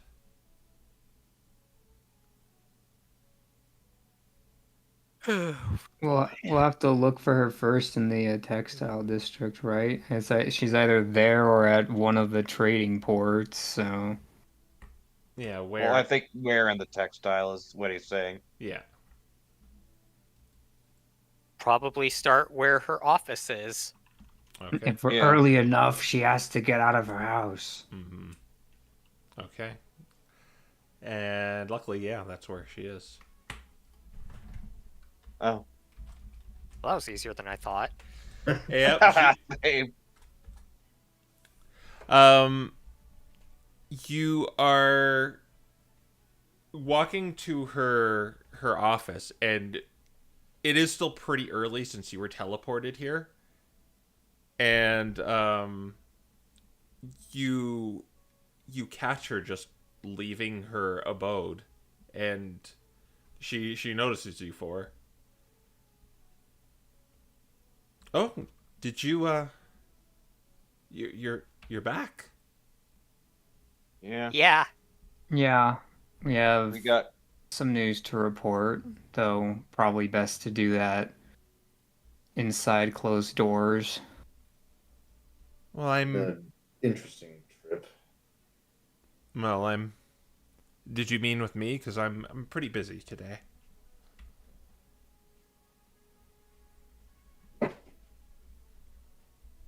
I Oh, mean, yeah. I figured you'd want to know. Well, I I want to know what happened, but you're free to discuss it out in the open. Well, people aren't going to be bleeding after they wake up anymore. Oh, did you solve the problem? I take it. Uh-huh. It was a lot worse than we thought it was, Oh, do tell. and it I mean, you're probably not gonna believe it, but We went to the Well- dream world and beat up a dream holder. And saved an archdruid from having to sleep to hold it in a prison forever so that it couldn't go out and turn everyone's dreams into nightmares. Uh-huh. Like more or I less someone messed with some of those things that the MDRA likes so much, and it created a rift out there that began to expand outwards, which caused an anomaly from another plane to play around with dreams, and it began to make it so people wouldn't wake up. Well, I know those druids dabble in those sorts of things. I'm aware of it, but I believe you. It's just a odd concept to grasp. Yes. It's definitely not an easy one to grasp, though we were also able to peer into the dreams And of others while we were there, and that led us to some interesting information here. Really? Yes. I would still advise we say this behind closed doors, as this is about more or less city security. Well, it depends whose dreams you were prying on. From what we can tell, it was an amalgamation of everyone's, which created a map of the city of some kind. And then we were able to trace it to who we believe has been sabotaging Iron Brooch. That's the responsible party's dream. Still sure you want to speak about this out in the open?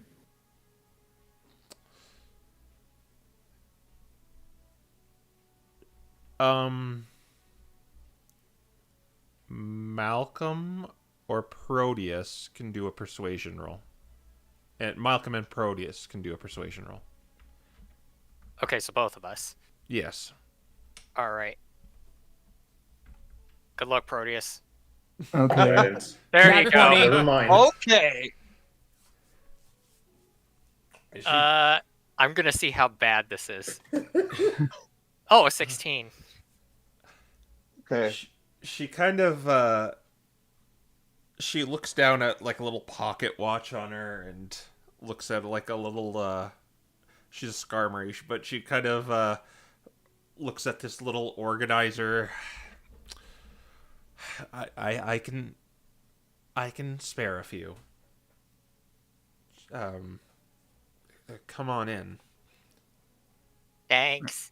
Thank you. Yeah, and for the first time, you're kind of all formally brought up into this area, and she brings you up to.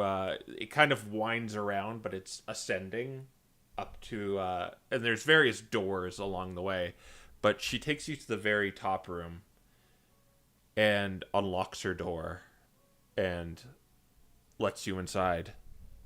And she, as you walk inside, she shuts it behind you. And she goes over to her desk, the desk that you saw Proteus, and she sits behind it and says, "All right, well, what did you learn?" What we've learned is that whoever is leading the murder as well as sowing dissent in Iron Brooch is working out of the sewers. We were able to figure this out because more or less the town was clear of pollution inside of the dream. And we were able to see entrances where they would normally be submerged under sewage water. So we know that this is how the person doing this is operating. It probably has immunity to poisons, and then he commands the murder through there, and that's how they're able to strike anywhere they want in the city. So you believe they're in the sewers? Yeah. We were Pretty hoping much. we could get schematics so we could hopefully flush them out. Well, unfortunately, I don't have any of those.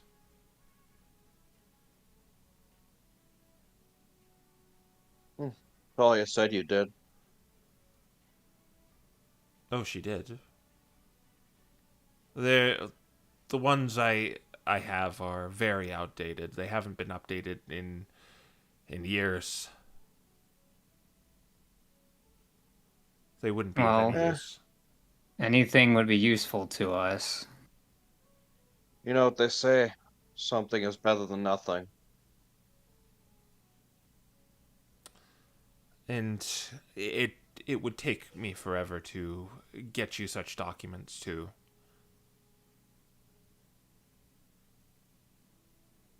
Here's Oh, the don't you have second.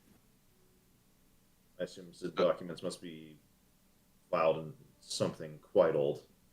Yes.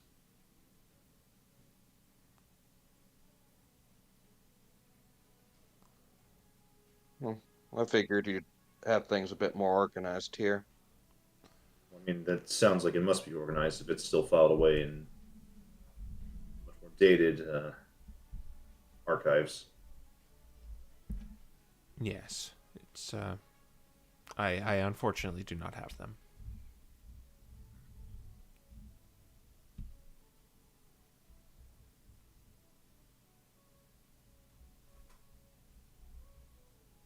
Yeah, but I guess here's the second thing.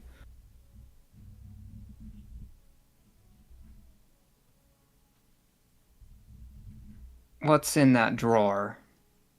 And he points to her drawer where he found the ornate chest, jewel chest. Excuse me? I believe something in that drawer has something to do why you're dodging these questions. Because here's the thing. They know what you are. Because that's your nightmare, isn't it? Is them releasing that information. I don't know what you're talking about. Sure you don't. And we have no strict knowledge of anything aside from dreams stuff that obviously can't be used. But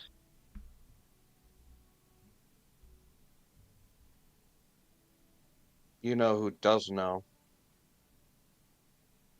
And we can yank a few chains off of you and leave it so that the only people who might be able to make that nightmare come true are unable to anymore.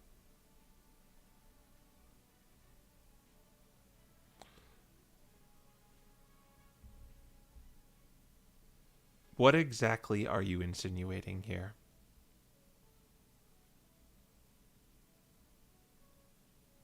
Alara, we think that they're blackmailing you.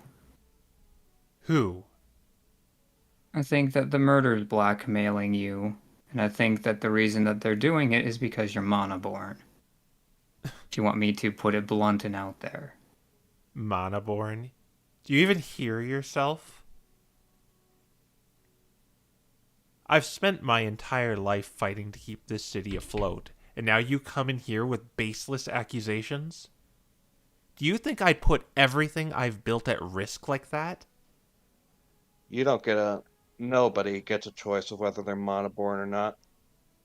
You either are or you aren't. Exactly, that's why you hide it. So that way, everything you've worked hard for, everyone that you work for, isn't let down. Believe me, I understand why you fight for this. I've Well, worked too hard, sacrificed too much to let rumors tarnish my reputation. Where's your proof? Words of saboteurs and criminals and dreams? And show me what's in the box. How do you even know there's a box in there? Because it's in your dreams. You're afraid that they'll find what's in there. Who told you this nonsense? Cedric? Talia? Or was it Jasper? I wouldn't be surprised. Those three would do anything to drag me down, even if it meant lying about me. Have you even considered why someone might spread such rumors? It's convenient, isn't it? I'm someone who's leading Ironbroach's most vital industries, and suddenly I'm accused of breaking the edicts. It reeks of desperation.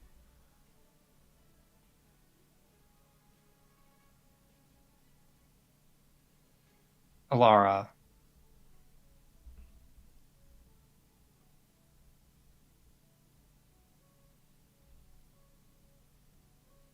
We know how much you fight, and we're not trying to insinuate anything, but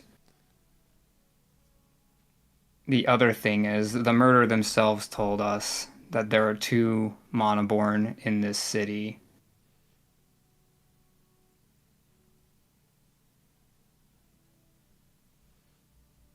And when we're fighting nightmares, when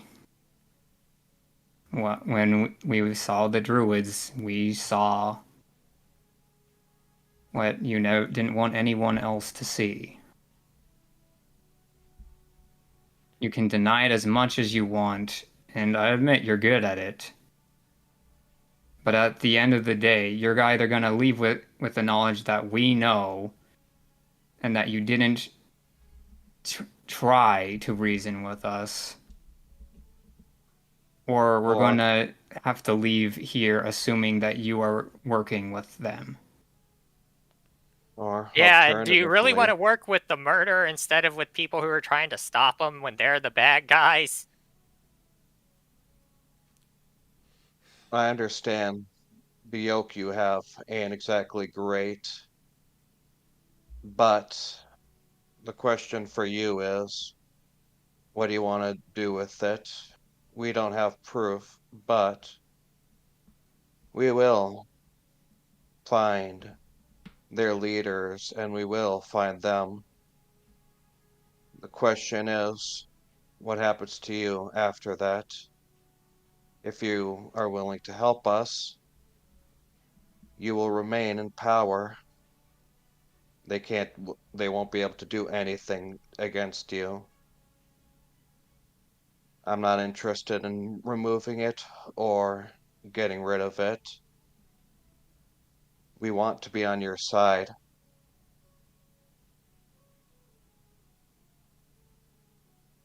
Roll a persuasion. Who?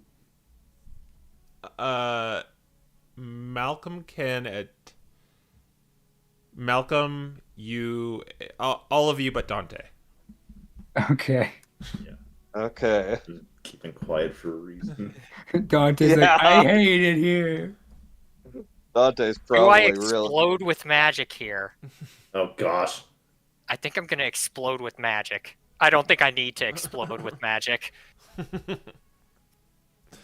I mean, even if he failed that, you can guidance him anyway. So It's very weird with a like a persuasion, because I kind of do degrees of success and failure with it. give him a D4 anyway. Then Okay.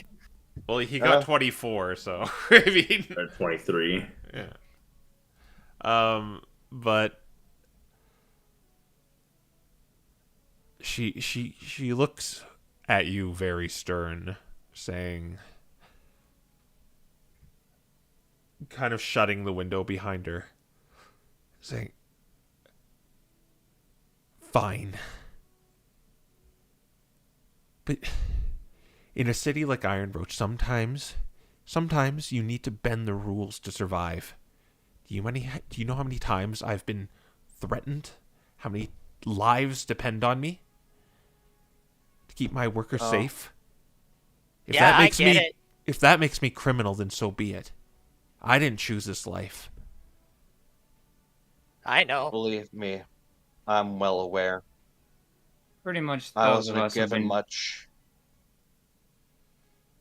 I happen to be monoborn too. I haven't broken any of the edicts as far as I'm aware, but believe me, the idea of wanting to own property and who knows, maybe even being a leader, I could see why it's appealing and I could see why it'd be frustrating to have that all taken away just because of some edicts and just because of something you can't control about yourself just suddenly manifesting one day. I get it. And I think you should keep your job, because if I had to guess, your dream is to help people, right? Yes, but I'm when you work in the politics game, you are constantly under scrutiny. So I can't make drastic changes. I understand. I won't tell anyone. We'd rather have you. Well, I guess. Let's be honest. Jasper would not do as good a job as you. Well, look, if anyone finds out the clergy, I'm looking at Dante, or the MDRA catch wind of this, my life is over. Everything I've built here, everything I've worked for, it will all be torn apart. They won't just strip me of my position, they'll arrest me or worse. You know what happens to Monoborn who defy the edicts? Public humiliation, imprisonment. And that's if they're feeling merciful. Trust me. I know what the Hallowed Flames will do. If you tell anyone, you won't just ruin me, you'll ruin them. She points out her window. My district will fall apart.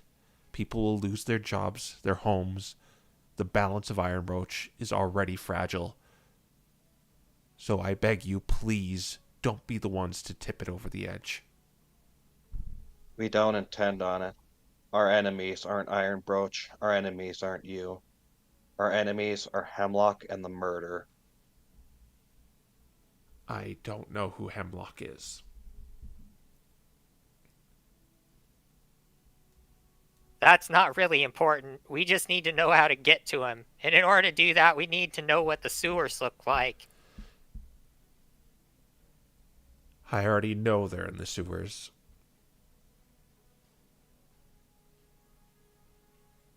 Because we're right. They've been blackmailing you. Yes, they have. They know too. Well, luckily for you, when we're done with them, they'll take their knowledge to the grave. Really? Do you think this is the only faction of them? Remember, there's an entire sect of them over in Wilhelmshausen.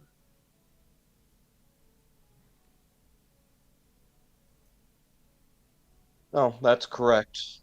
There are probably more of them that know of the truth, but Assuming you do this, assuming you rout them out of the sewers, what's stopping them from telling afterwards after you ruin their little operation here?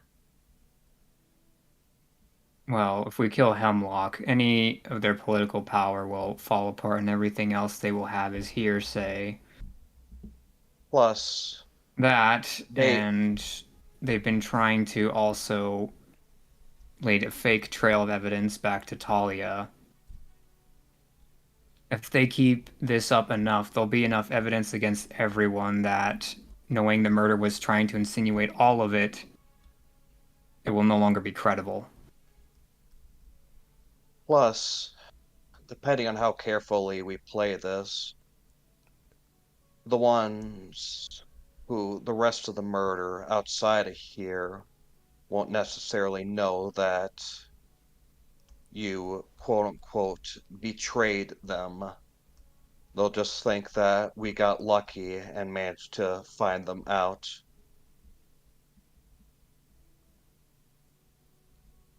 They'll leave their Ironbroach operations will end, so I doubt they have anything to gain by attempting to expose you, and like Proteus said, at this point, they've been planting evidence about everyone. So we can use that as a defense for you as well. You're going to be leaving my office as soon as this conversation is done. How will they not know? Who's to say they will not put two and two together where you got this information from?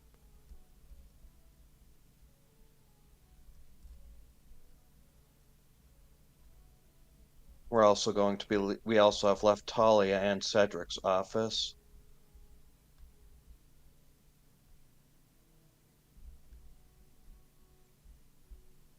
Besides, Listen, if you want us to steal the map, I'm more than willing to do that to give you an alibi.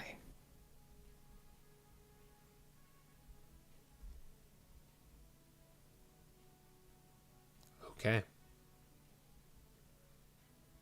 Tonight I'll All leave. you need to do is let us know what building it's in. And then, as far as they'll be concerned, it was stolen. We'll have acted of our own accord. They won't suspect you. It's in that drawer over there. She points to the left, near that where the spell focuses. Oh wait. I already knew what it was, Yeah. so Yeah. Where the chest is.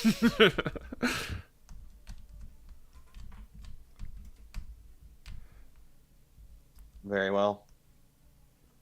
When we leave here, we will put on a bit of a show that we learn nothing, and then tomorrow will be able to report that your office was broken into. As far as the murder is concerned, you did not betray them, and that'll give you the best chance for them not to do anything to you. I'm putting so much on the line for you for it now. I mean, We're aware. so are we.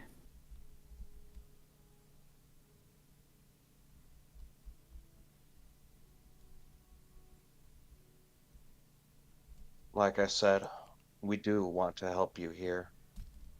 And you know the murder is just going to make Ironbrook an even worse and worse place and destroy everything you've been fighting so hard to do.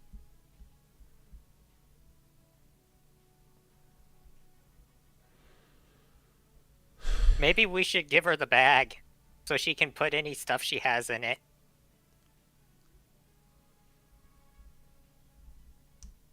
What bag? Malcolm kind of grabs it off of Dante and he says, "This bag, if you put magic stuff in it, it turns not magic." Well,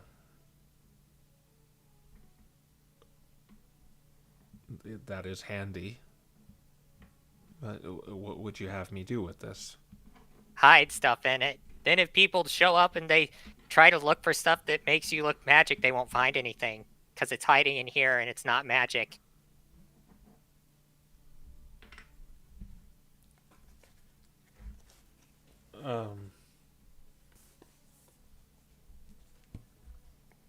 I don't know. Maybe that doesn't work that way. I only know about magic when I explode. Well, I could trade if you want something else in return for that.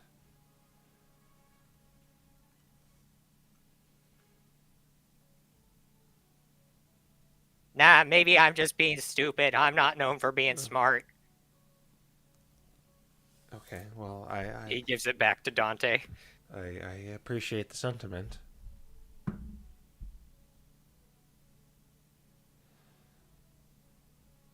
Look, I'll make it easy for you to steal. Just don't get caught.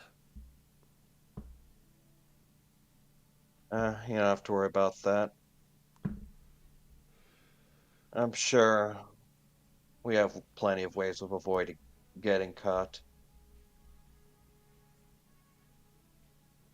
They have eyes watching all over the place, you know. I don't doubt it.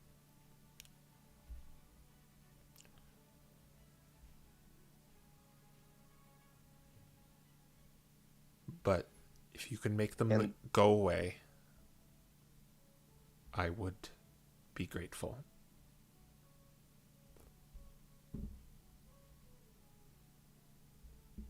That's what we'll that's the plan. do. Or die trying.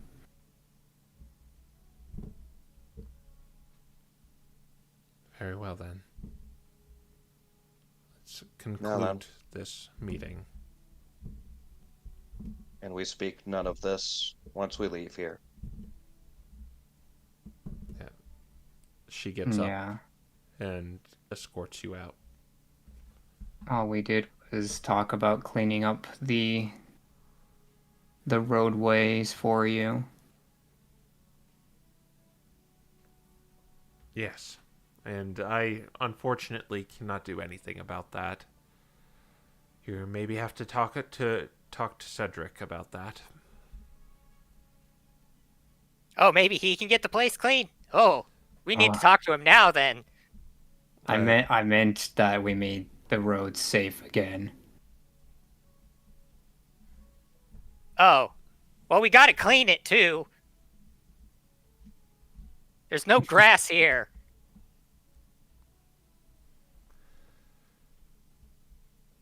And she takes you down to the front door.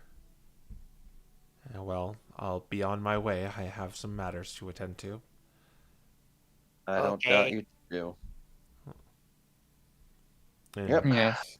Feel free and we're sorry for taking up your time. Go yes. head out, and I hope you're satisfied knowing that at least your trading roads are safe now. Yes, I will. If I meet those druids, I will thank them personally, but I doubt they will show up in Ironbroach. Yeah. Druids, probably not. Well, see ya. And she begins to walk off, but with that kind of unsettling stride to her.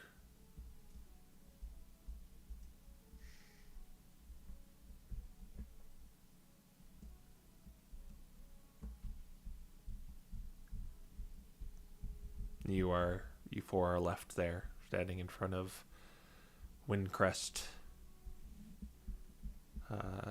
Corporation.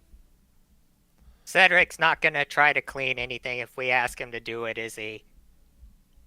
Probably not, but you could certainly not. certainly try. Distressed bleeding.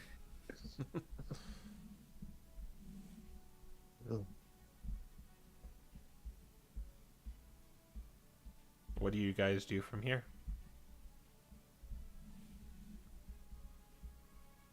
Let's see. Or not. We're gonna be doing the heist tonight, so guess aside from Nicholas wanting to talk to Stell, Well, we have to go talk to Anna. all right.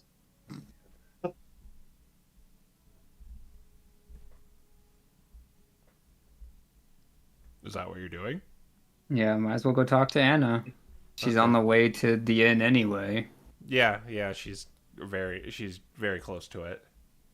And yeah, you see her peddling with the other peddlers in near kind of this marketplace close to the inn. Oh no, she's gonna see the. Well, does she see it?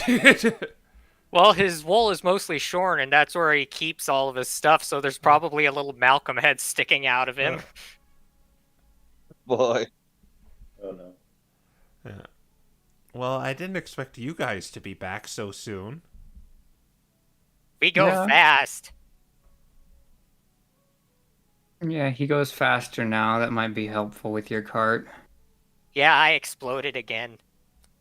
Oh, does that mean we're leaving pretty soon? No, not necessarily. Malcolm, Yeah. what's that on you? Oh, this is, we tore it off of a thing, and he takes the wing off and unfolds it. No, not that. The other thing. Oh, and he puts it back, and then he takes out his pike, and he says, "This one pokes." No, that one. And he puts that away, and he takes out the lance. This one's slashy. The small version of you. Oh, you mean Malcolm. Yeah. And he puts back the lance, and he takes out Malcolm and squeezes it, and it goes squeak. Where did you get that? I went into someone's dream, and then it appeared next to someone, and he gave it to me. Who made that. I guess I kind of did. It just apparently it just kind of appears next to people when I go into their dreams. If you recall, the druids actually gave it to you. Yeah. Yeah. Malcolm thinks that it appeared next to the druid whose dream he entered. Well, I'll have you know. Whether that's true or not. I'll have you know, I actually patented that idea, and it's mine. So whoever did that is breaching a contract right now that I established. Yeah, I don't think that they're mass producing that thing. I think you're safe from competition. Does it even talk? Nope. No. Okay, so there's still time. Uh-huh. But we still have the problem that hasn't grown back yet. You need to grow that back faster. I don't know. It'd work better if this place had grass. Well, that's why I asked her, are we done here? No.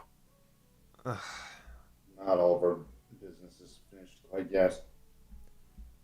Unfortunately. Roll a percentile, Proteus. Yes. 4. Oh, by the way, I found that thing you wanted. Oh, really? Mm-hmm. All right. How much? Well, considering how hard it was for me to get this, let's see, carry the 0 and carry the 5. It will be 40 gold. All right. I don't know why you want this, but here you go. Some theater, apparently there's some production in Loomhausen starting up. It was one of the actresses that was rejected gave it to me. Yeah. Proteus gives her 40 gold. He says, well, I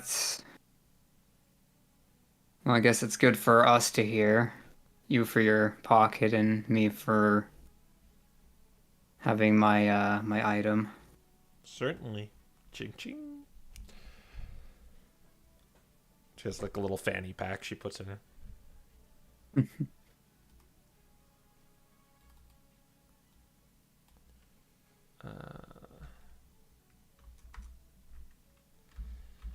All right, so do we have a rough estimate of how long we're going to be here for? I thought I could take it, but this air is really getting to me. Yeah, see, that's what I told Talia, but she says you get used to it. Yeah, these city folk, Malcolm, they let's say they don't, the gases in the air aren't the only things they like sniffing. What do they like sniffing? Flowers? Don't answer that. Alara has nice flowers. Anyway, yeah, I will stay here as long as you guys are here. It is business nonetheless, but Yeah, fortunately, we're stuck in a bit of a rut with our investigation, so giving you an ETA is not exactly easy to do. It'll be more than another week. oh boy. Okay. Well, I will grit and bear it. You could go north for a little bit. We made it so that people don't bleed when they sleep, but you might want to watch out for fun guys because they take over your brain. Well, I don't want to take my chances sleeping out in the middle of the forest. Considering the murder's still about, also. Oh yeah, I bet you don't want to get caught by those again. No, I don't. But that's why I'm traveling with you for. Yay, safety in numbers. Big numbers are good.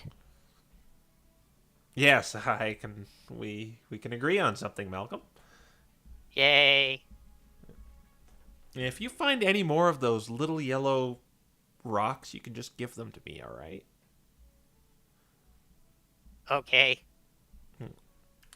All right. And don't leak my idea for the Malcolm plush toy.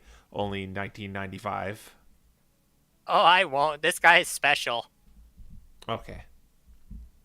Wait, if you're selling it for 19 gold and 95 silver, isn't it just 27 gold and 5 silver? Yeah. It's a nice price. It's just a very marketable price. Just to say out loud, it's better than saying you can make it more expensive, but no one will buy it if that's the case. You got to find that right price. And when it's when it doesn't end on a 0, then they think they're getting a deal. Yeah, some numbers just sound better than others. Like 7.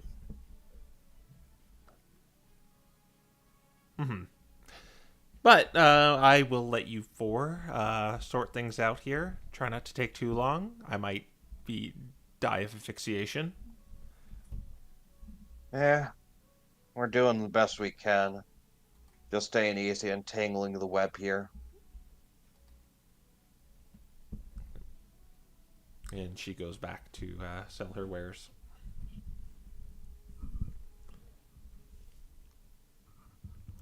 All right. Okay. We can go see Cedric, or we can go see Estelle, or we can just go crafting mode for the rest of the day. Well, like I said, Nicholas wants to see Estelle.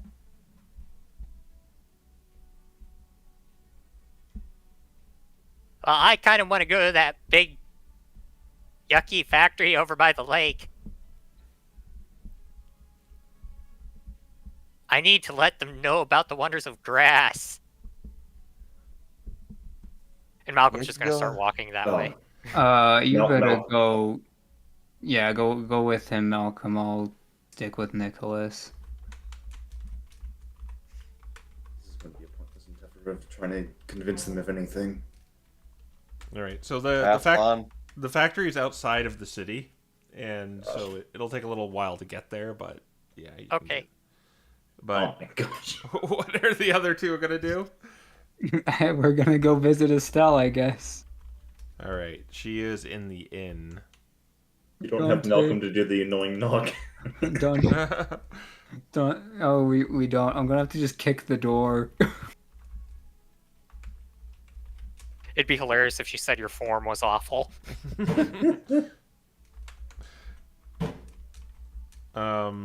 Yeah, you go to her room and knock on her door the proper way. And there isn't a response for a little while, but then eventually she gets it.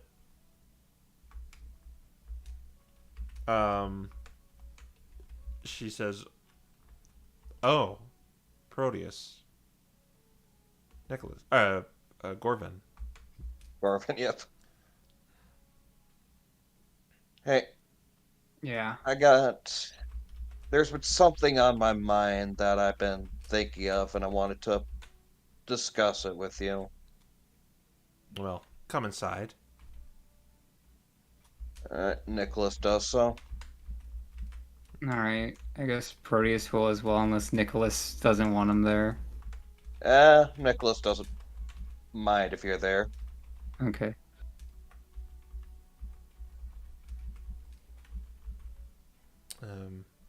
Well, this was impromptu. What did you two want to talk about?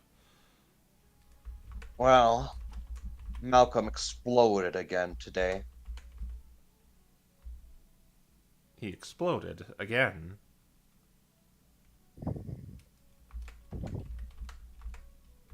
And? And that's got me thinking.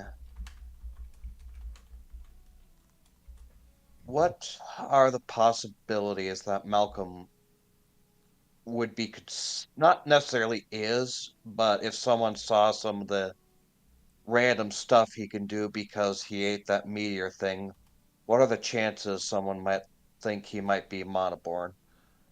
Well, there are varying degrees of your powers manifested late in life, correct? While you were over the age. Yeah, it was exactly on my 18th birthday, believe it or not. Well, there are those out there who can tap into the weave and cast spells, but it isn't as potent as a monoborn. They are called dabblers. Uh, many a class of a class is able that class is able to join the academy, but not in a formal manner. Many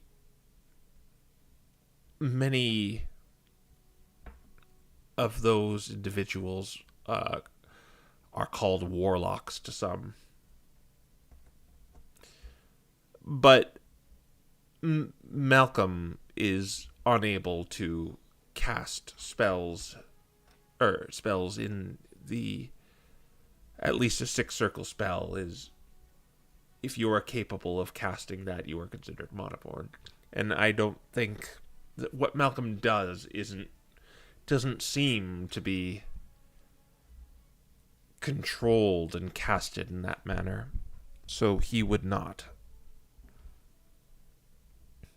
Is that including even by like random civilians or the face if Malcolm like randomly exploded in front of them or they saw some of what Malcolm could do, would they not really focus on that or consider him monoborn? Well, that's why I wish to study that a little more, because it seems to be related to the meteor Team Snow here is trying to suppress. And let's just say the clergy on the ice continent, the Hallowed Flames, aren't big fans of that meteor. And that might be some grounds to worry for Malcolm.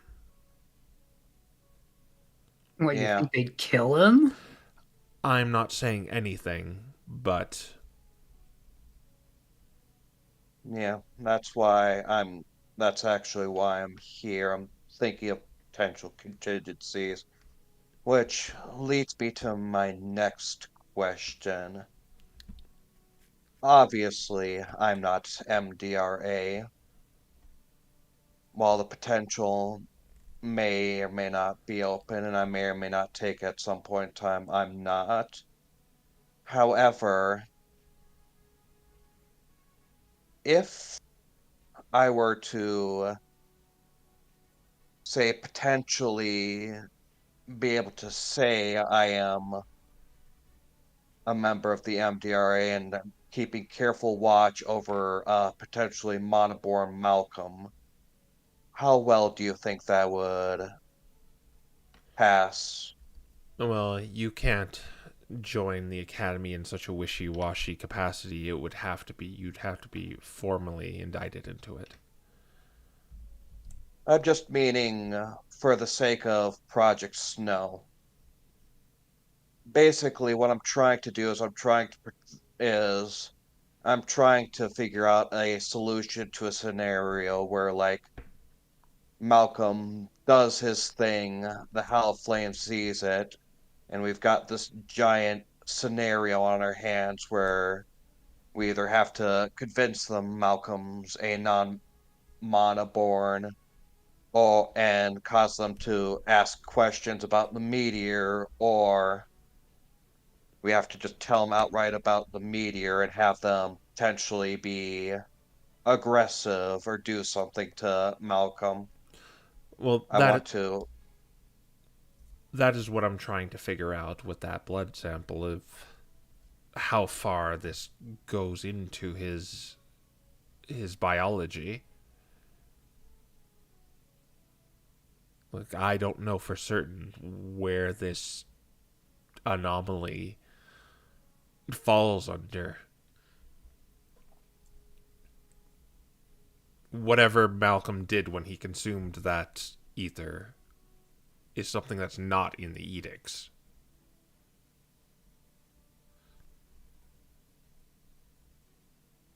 That's Yeah, that, gigantic gray area, huh? that doesn't exactly. That's not exactly the best of grounds to be in with the hallowed flames. Yes, I'm not particularly fond of them.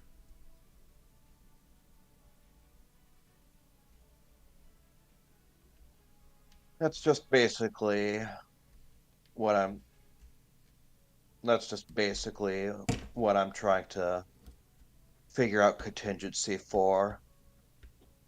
If it's possible for me to, because I am monoborn, if it's possible for me to mitigate that in some way or another, make it so that if Malcolm does explode in front of the face, I can try and mitigate what possible damage that might have. Well, you cannot speak on behalf of the MDRA or else you will be dubbed a malfeasant. You'd have to formally join our ranks in order to claim you are part of our organization. Hmm. At which point in time I would technically not be able to continue as part of Project Snow, I imagine. Oh, you would.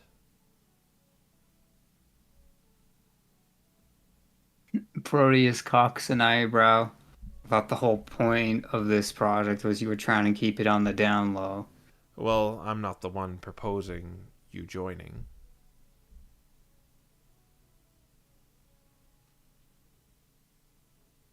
Hmm. Yeah, but wouldn't they would like I don't know want Nicholas?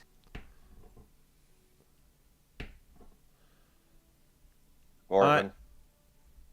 Yeah. I am. You're monoborn, and we weren't able to find you, or your powers did not manifest until you were over the age, and that happens. But you cannot represent the MDRA under false pretenses. That would get you in more trouble. Hmm. Do you have a recommendation? I'll consider, if I can remain part of Project Snow, I will consider joining, but do you have any other recommendations for what to potentially do if that worst case scenario happens? Don't go near the hallowed flames.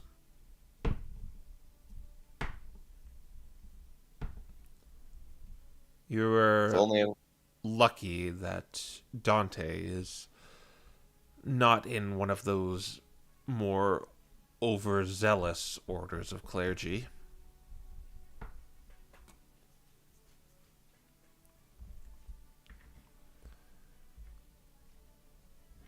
Otherwise, I'd tell you to just avoid them altogether.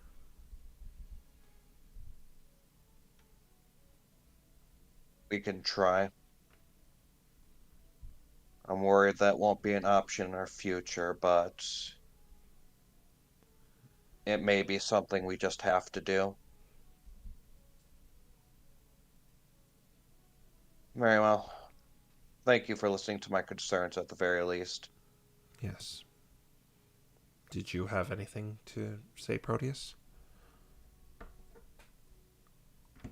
I don't suppose you have any more information about that druid in the swamp we told you about.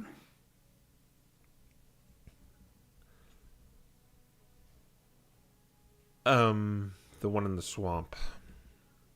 Yes. We collected his body. And it seems he was possessed by something. But we also found large numbers of bones there. Some were dug up from a local cemetery, but some were not.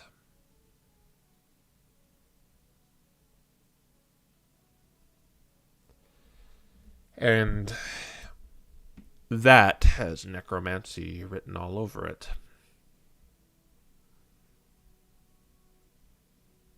So it was the necromancer was still nearby then. It wasn't the druid. No. It's very strange. It was like he was being possessed by something, but it was not magic. All the components of a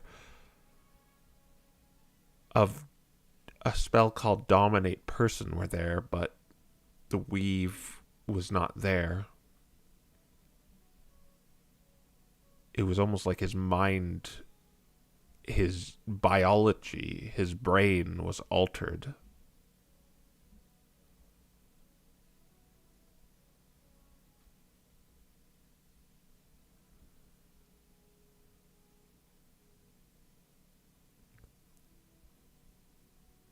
Then what do you think it might be? Well, it's but then how did he get the cursed staff and fragment then? Well, the fragments are, well, out and about. But whoever did that to him could have given it to him.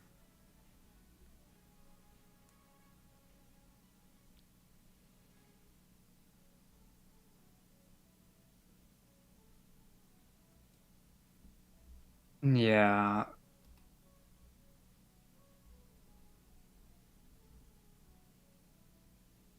The creatures he was summoning, were they in a similar state where the weave was just absent?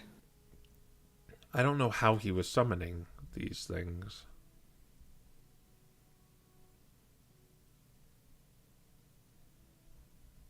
I mean, from what we could tell, they just kind of locked bones together and then it just started moving afterwards.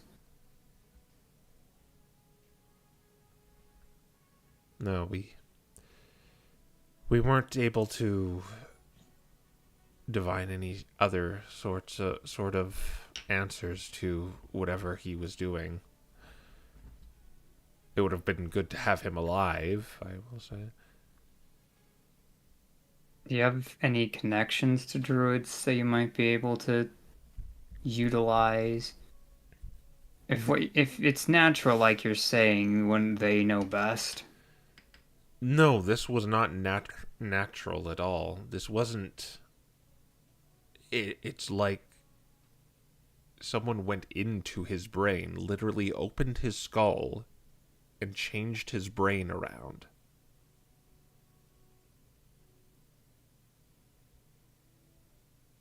Curious. While we were with the druids, we learned something about a circle of spores who basically are a giant hive mind. I've heard about them, but this was not them. There was no fungal infection on the gray matter. So this is unrelated to them.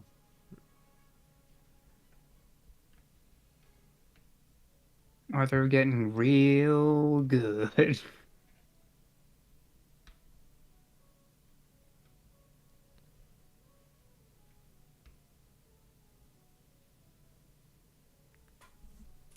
Yes,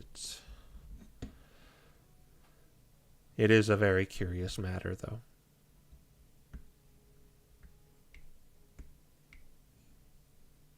but Well, it makes me think of those in Loomhausen. Nicholas sort of frowns as he hears this.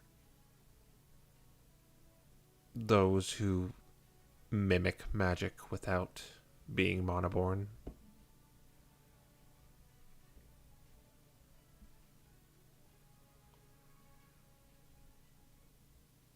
How are they related? Well, whatever was done to that druid, you weren't there for that.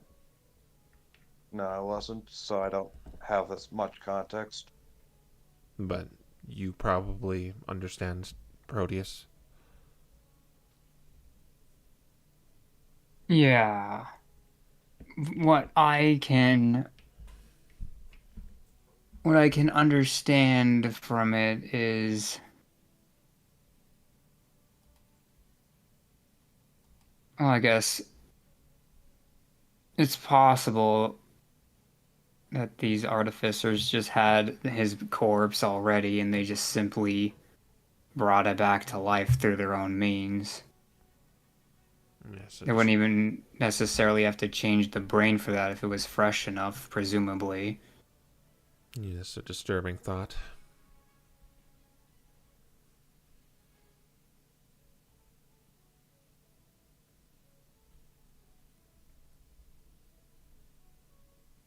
But I'll keep you updated about that situation if any more leads come about, but that's all we were able to figure out with the evidence left there. Yeah. You don't like artificers, but at the same time, what separates them from druids or clerics? Some magics seem to fall into categories of all three, and you don't seem bothered that the other two have access to them.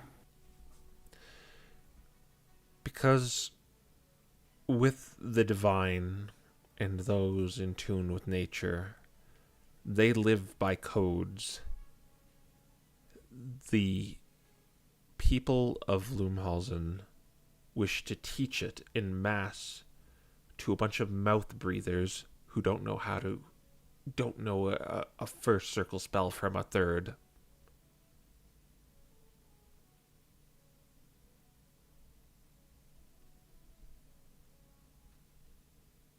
From my time working with them in the city, it seems like what they do is very hands-on, not unlike the work that I've heard the MDRA goes through. What's worse Every is single thing they have to fight for, every single spell they have to make sure it works perfectly or it will fall apart. yes, and it's being taught like it's a tool, a child's plaything. But that's my point. I don't think they treat it like that. They seem to have a great amount of respect for their craft, and again, if they don't get it right, it blows up in their face. Just like, well, And who do you think it will go back to? Who will that blame fall on? why would they blame you for something they did that you're not even there? Unless you're thinking that the clerics will blame you. The clerics will blame us through them because we have ex-members, more or less traitors to our organization, teaching that there. Remember those two hedge mages I told you about on the ice continent? Yeah. Their father is teaching at that school.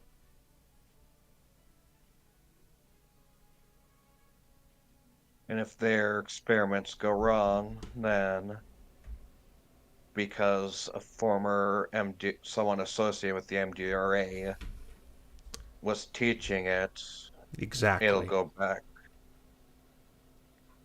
It's a simple and easy thing to blame.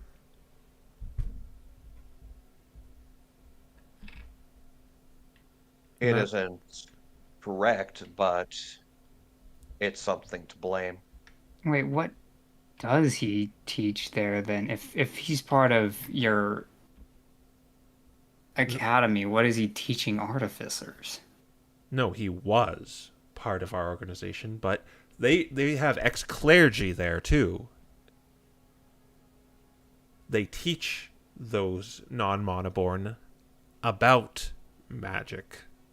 They don't teach magic, they teach about it so they can replicate it. I mean, if you replicate it, isn't that more or less the same thing as casting it? Different method of getting there, but same end result. You still have to use Enigma energy, wouldn't you? Well, they have. I don't understand it fully myself, but that's their intent, and they have successfully done it in some ways.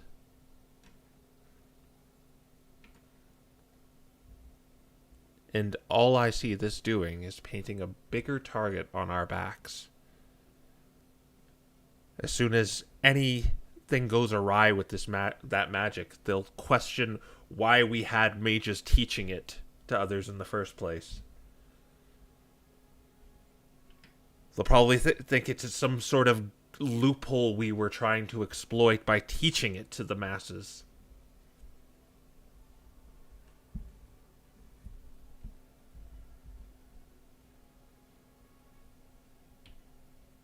I mean, if everyone can do it, wouldn't that be as if no one could do it, though?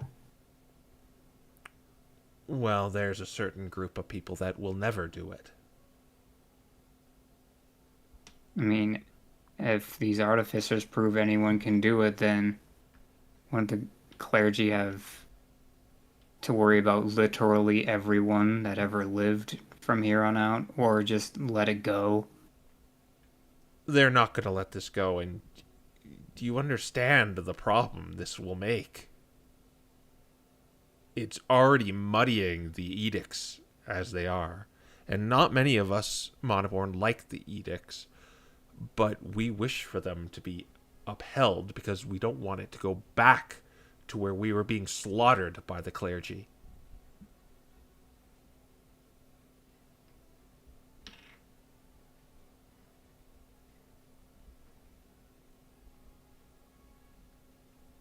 Well, I guess we'll just have to see what we can do, one step at a time. Yes, sorry I got a little emotional there. I tried to keep a business like attitude, but there are some things I am below and I am passionate about. Well, suppose so. I mean, either way, I do find artificery a curious matter, so. I can't say I like what they're doing over there, but I have my own reasons for it. Either way, I think this is And they're dabbling with the ether too, which could spell. And this is why I'm having you investigate this.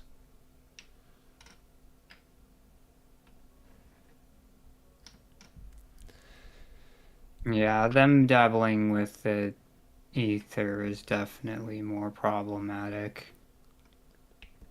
especially if them dabbling with the ether might be also why the murder has plenty of that ether too. Yes. Well, we shall conclude this conversation then. I believe Yep. so, yeah. Well, thank you for the updates. Yes, certainly. We cut over a few hours later as you Malcolm and Dante walking towards this factory on the lake, you see the just kind of spewing water, oily water coming from it going towards Iron Broach. There's a few like dead fish kind of floating to the top. Oh no.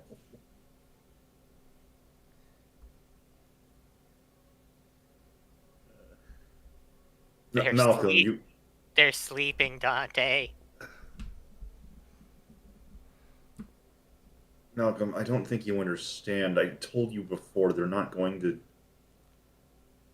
just shut off the factory if we ask nicely. Probably not, but we can try.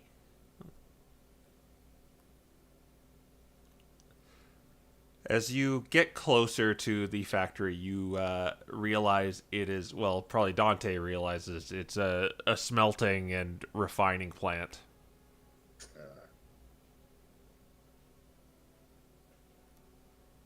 And more reason they're not going to.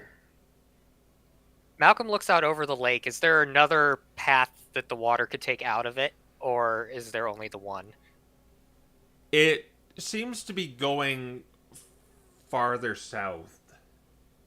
Like, it's going south and going here to, like, a large lake and then going into the city. Alright, so it's not dumping directly into the lake itself, then. If you look at the refiner, the plant is pretty close to the, it's close to the lake, and you can kind of see the toxic runoff coming from it. And it's just kind of like seeping into the lake here. Okay.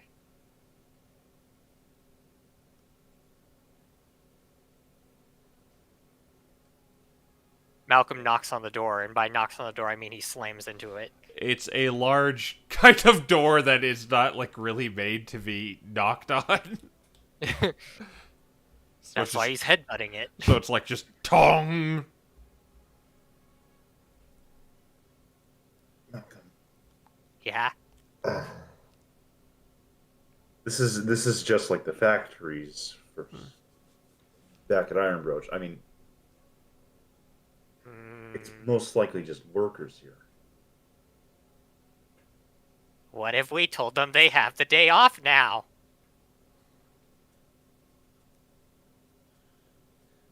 That would be lying. Yeah, but it'd make them stop. And then maybe we could get into the sewers.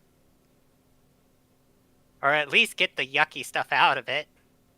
You see a Laron kind of walk past you, going in, like kind of staring at you, like just kind of your head pressed against the door. Oh, hi! Hey, could you turn everything off, please? Dante face palms. No. Please? What do you? Because, I mean, look at the city. There's no grass there. Yeah. It needs more grass. People are sick. Well, I'm just going to work, pal. Wouldn't it be nice to have the day off, though? It would, but I need money. Oh. Yeah, I know someone who likes that stuff, too. Those are the yellow rocks, right? What?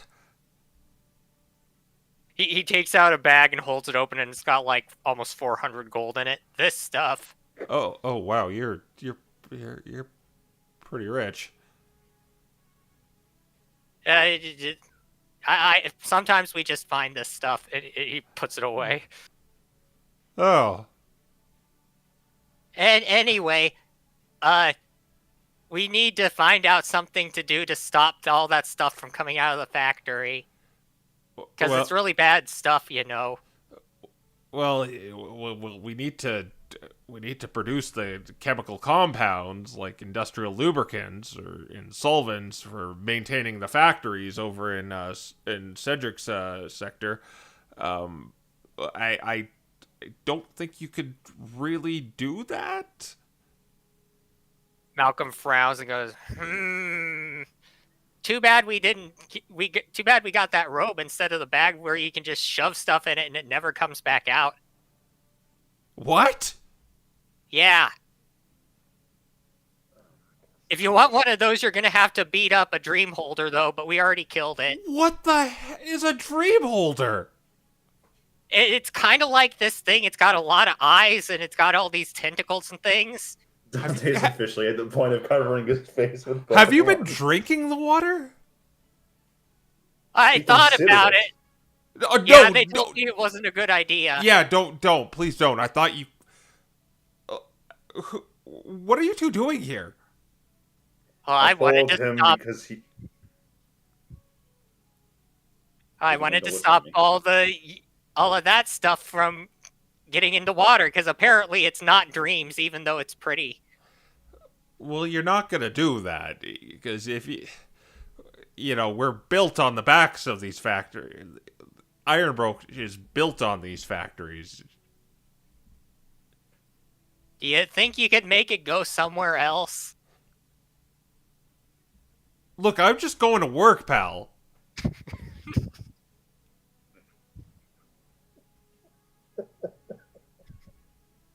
I was just curious why you're standing near the door with your head pressed against it.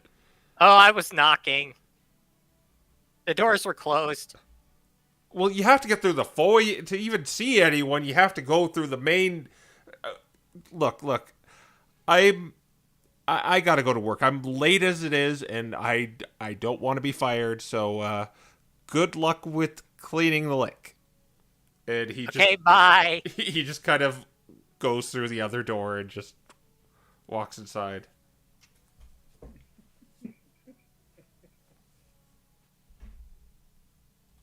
If only all the other Malcolms were here. We could just go into the lake and it'd soak up into our wool. That sounds like that has terrible effects. Well, maybe, but you can just shear it off. Malcolm, I'm sorry.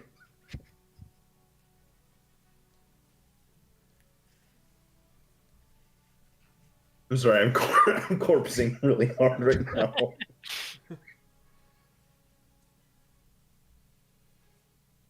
What do you two do? I don't know really what all we can do here. I think Malcolm's gonna try to find some way to redirect it, isn't he? Well, At there least are a that's what lot of you're things that thinking. are going. Yeah, there are a lot of things going through my head, but I don't know if Malcolm's really devious enough to come up with them. Oh gosh. The thing is, Dante's not really here to try to do anything that's going to be one, destructive, or two.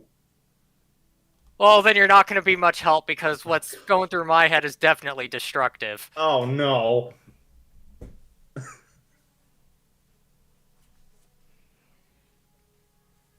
Malcolm, Or listen- involves listen- lying.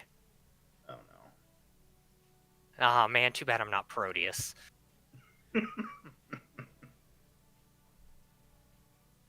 I don't really know if there's anything we're going to be accomplishing up here. Yeah, there's not, but I thought it'd be fun. Well, it was. Malcolm, let's head back to Iron Rush. I don't think there's much we can do here. He looks up with you with big, sad, woolly eyes. Oh my god.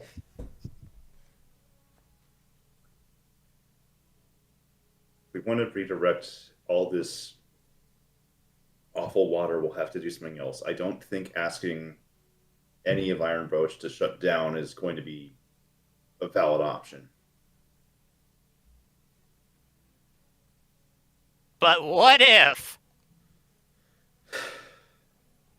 we took something and blocked off the lake? Then you'd result in the lake overflowing and flooding. That just means we'd need to work fast. And I'm fast now, you saw. Considering I had to run most of the way here and you just seem to be in a light jog, yes. But that's still potentially worse if we let this place flood, because then it's going to also flood the building. Oh no, see, because it's a big lake, and if we block it off, then all of the not dream pretty stuff is gonna fill up the lake, and we might be done by then. And then we can just open it up. And then it can be yucky again.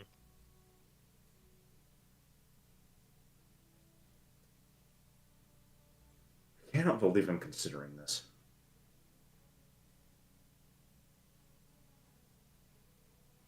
Malcolm, no, that'll be awful afterwards, because then you're going to just cause the flooding into the town to be worse. Oh, I mean, they seem to like it all gross. They tolerate it. Eh.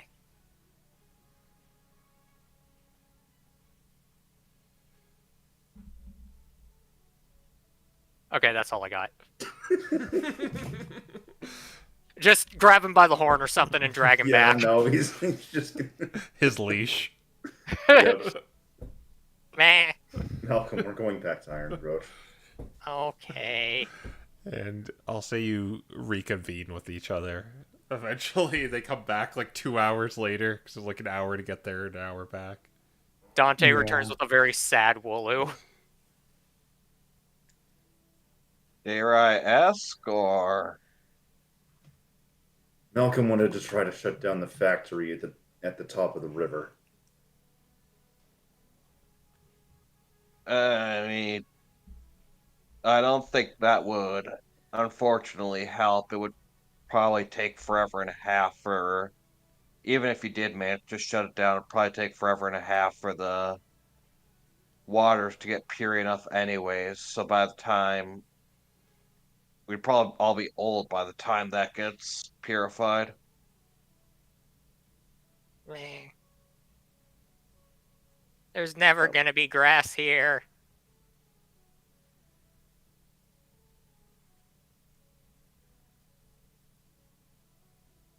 But what if we plug the drain? Then we don't need to stop the river. Isn't that going to do the exact opposite of what we want? Well, I mean, if we go into the sewer when it's plugged and nothing's going in there, Malcolm, then the town floods. but it's a river.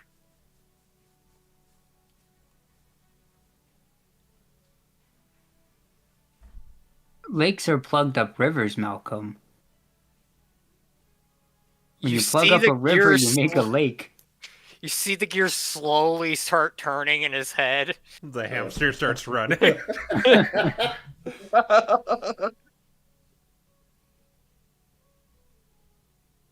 Oh.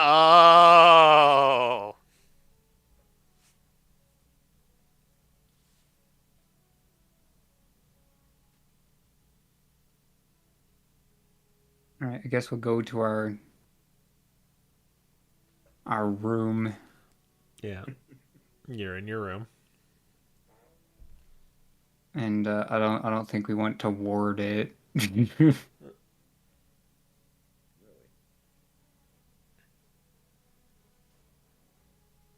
All right. So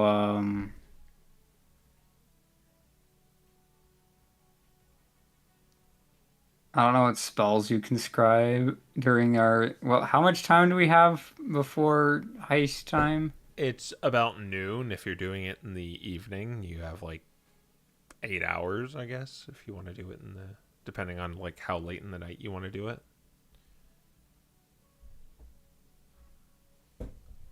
Okay. What were the so- scribing rules again?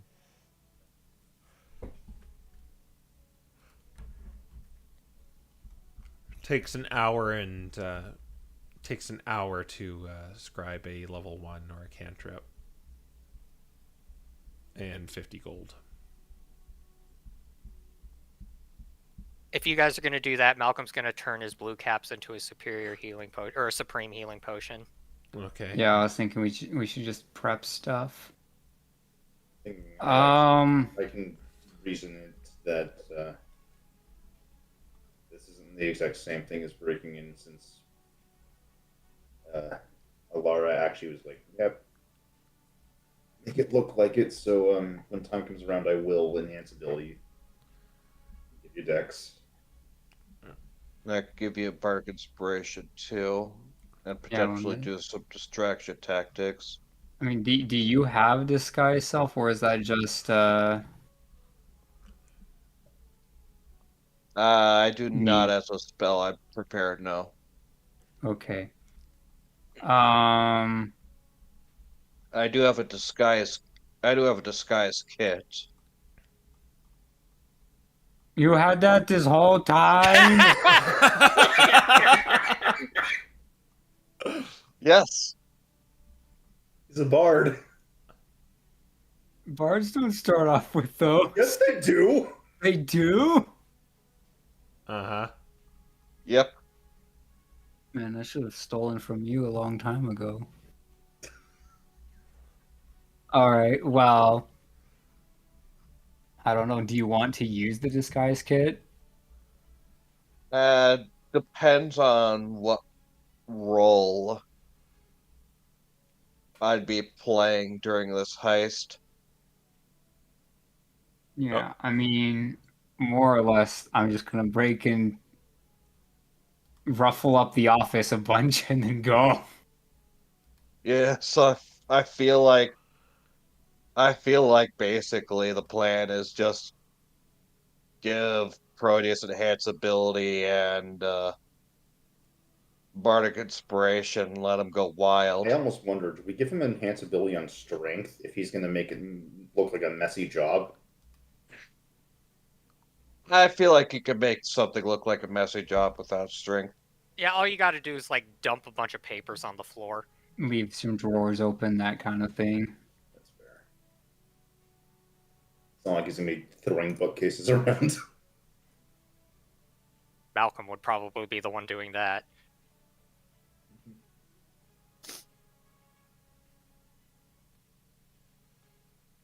All right. Shall we leave this game off till next time? Yeah. All right. Yeah. Yeah, unless you want to heist now. Oh no, we'll do that next time. All right. All The right. heist will begin after shenanigans. Well, the heist with consent. Nice with consent. That's the episode title. Oh my god. Consent. All right. Well, it was a fun time. We'll see you next time. Bye. Bye. Bye-bye.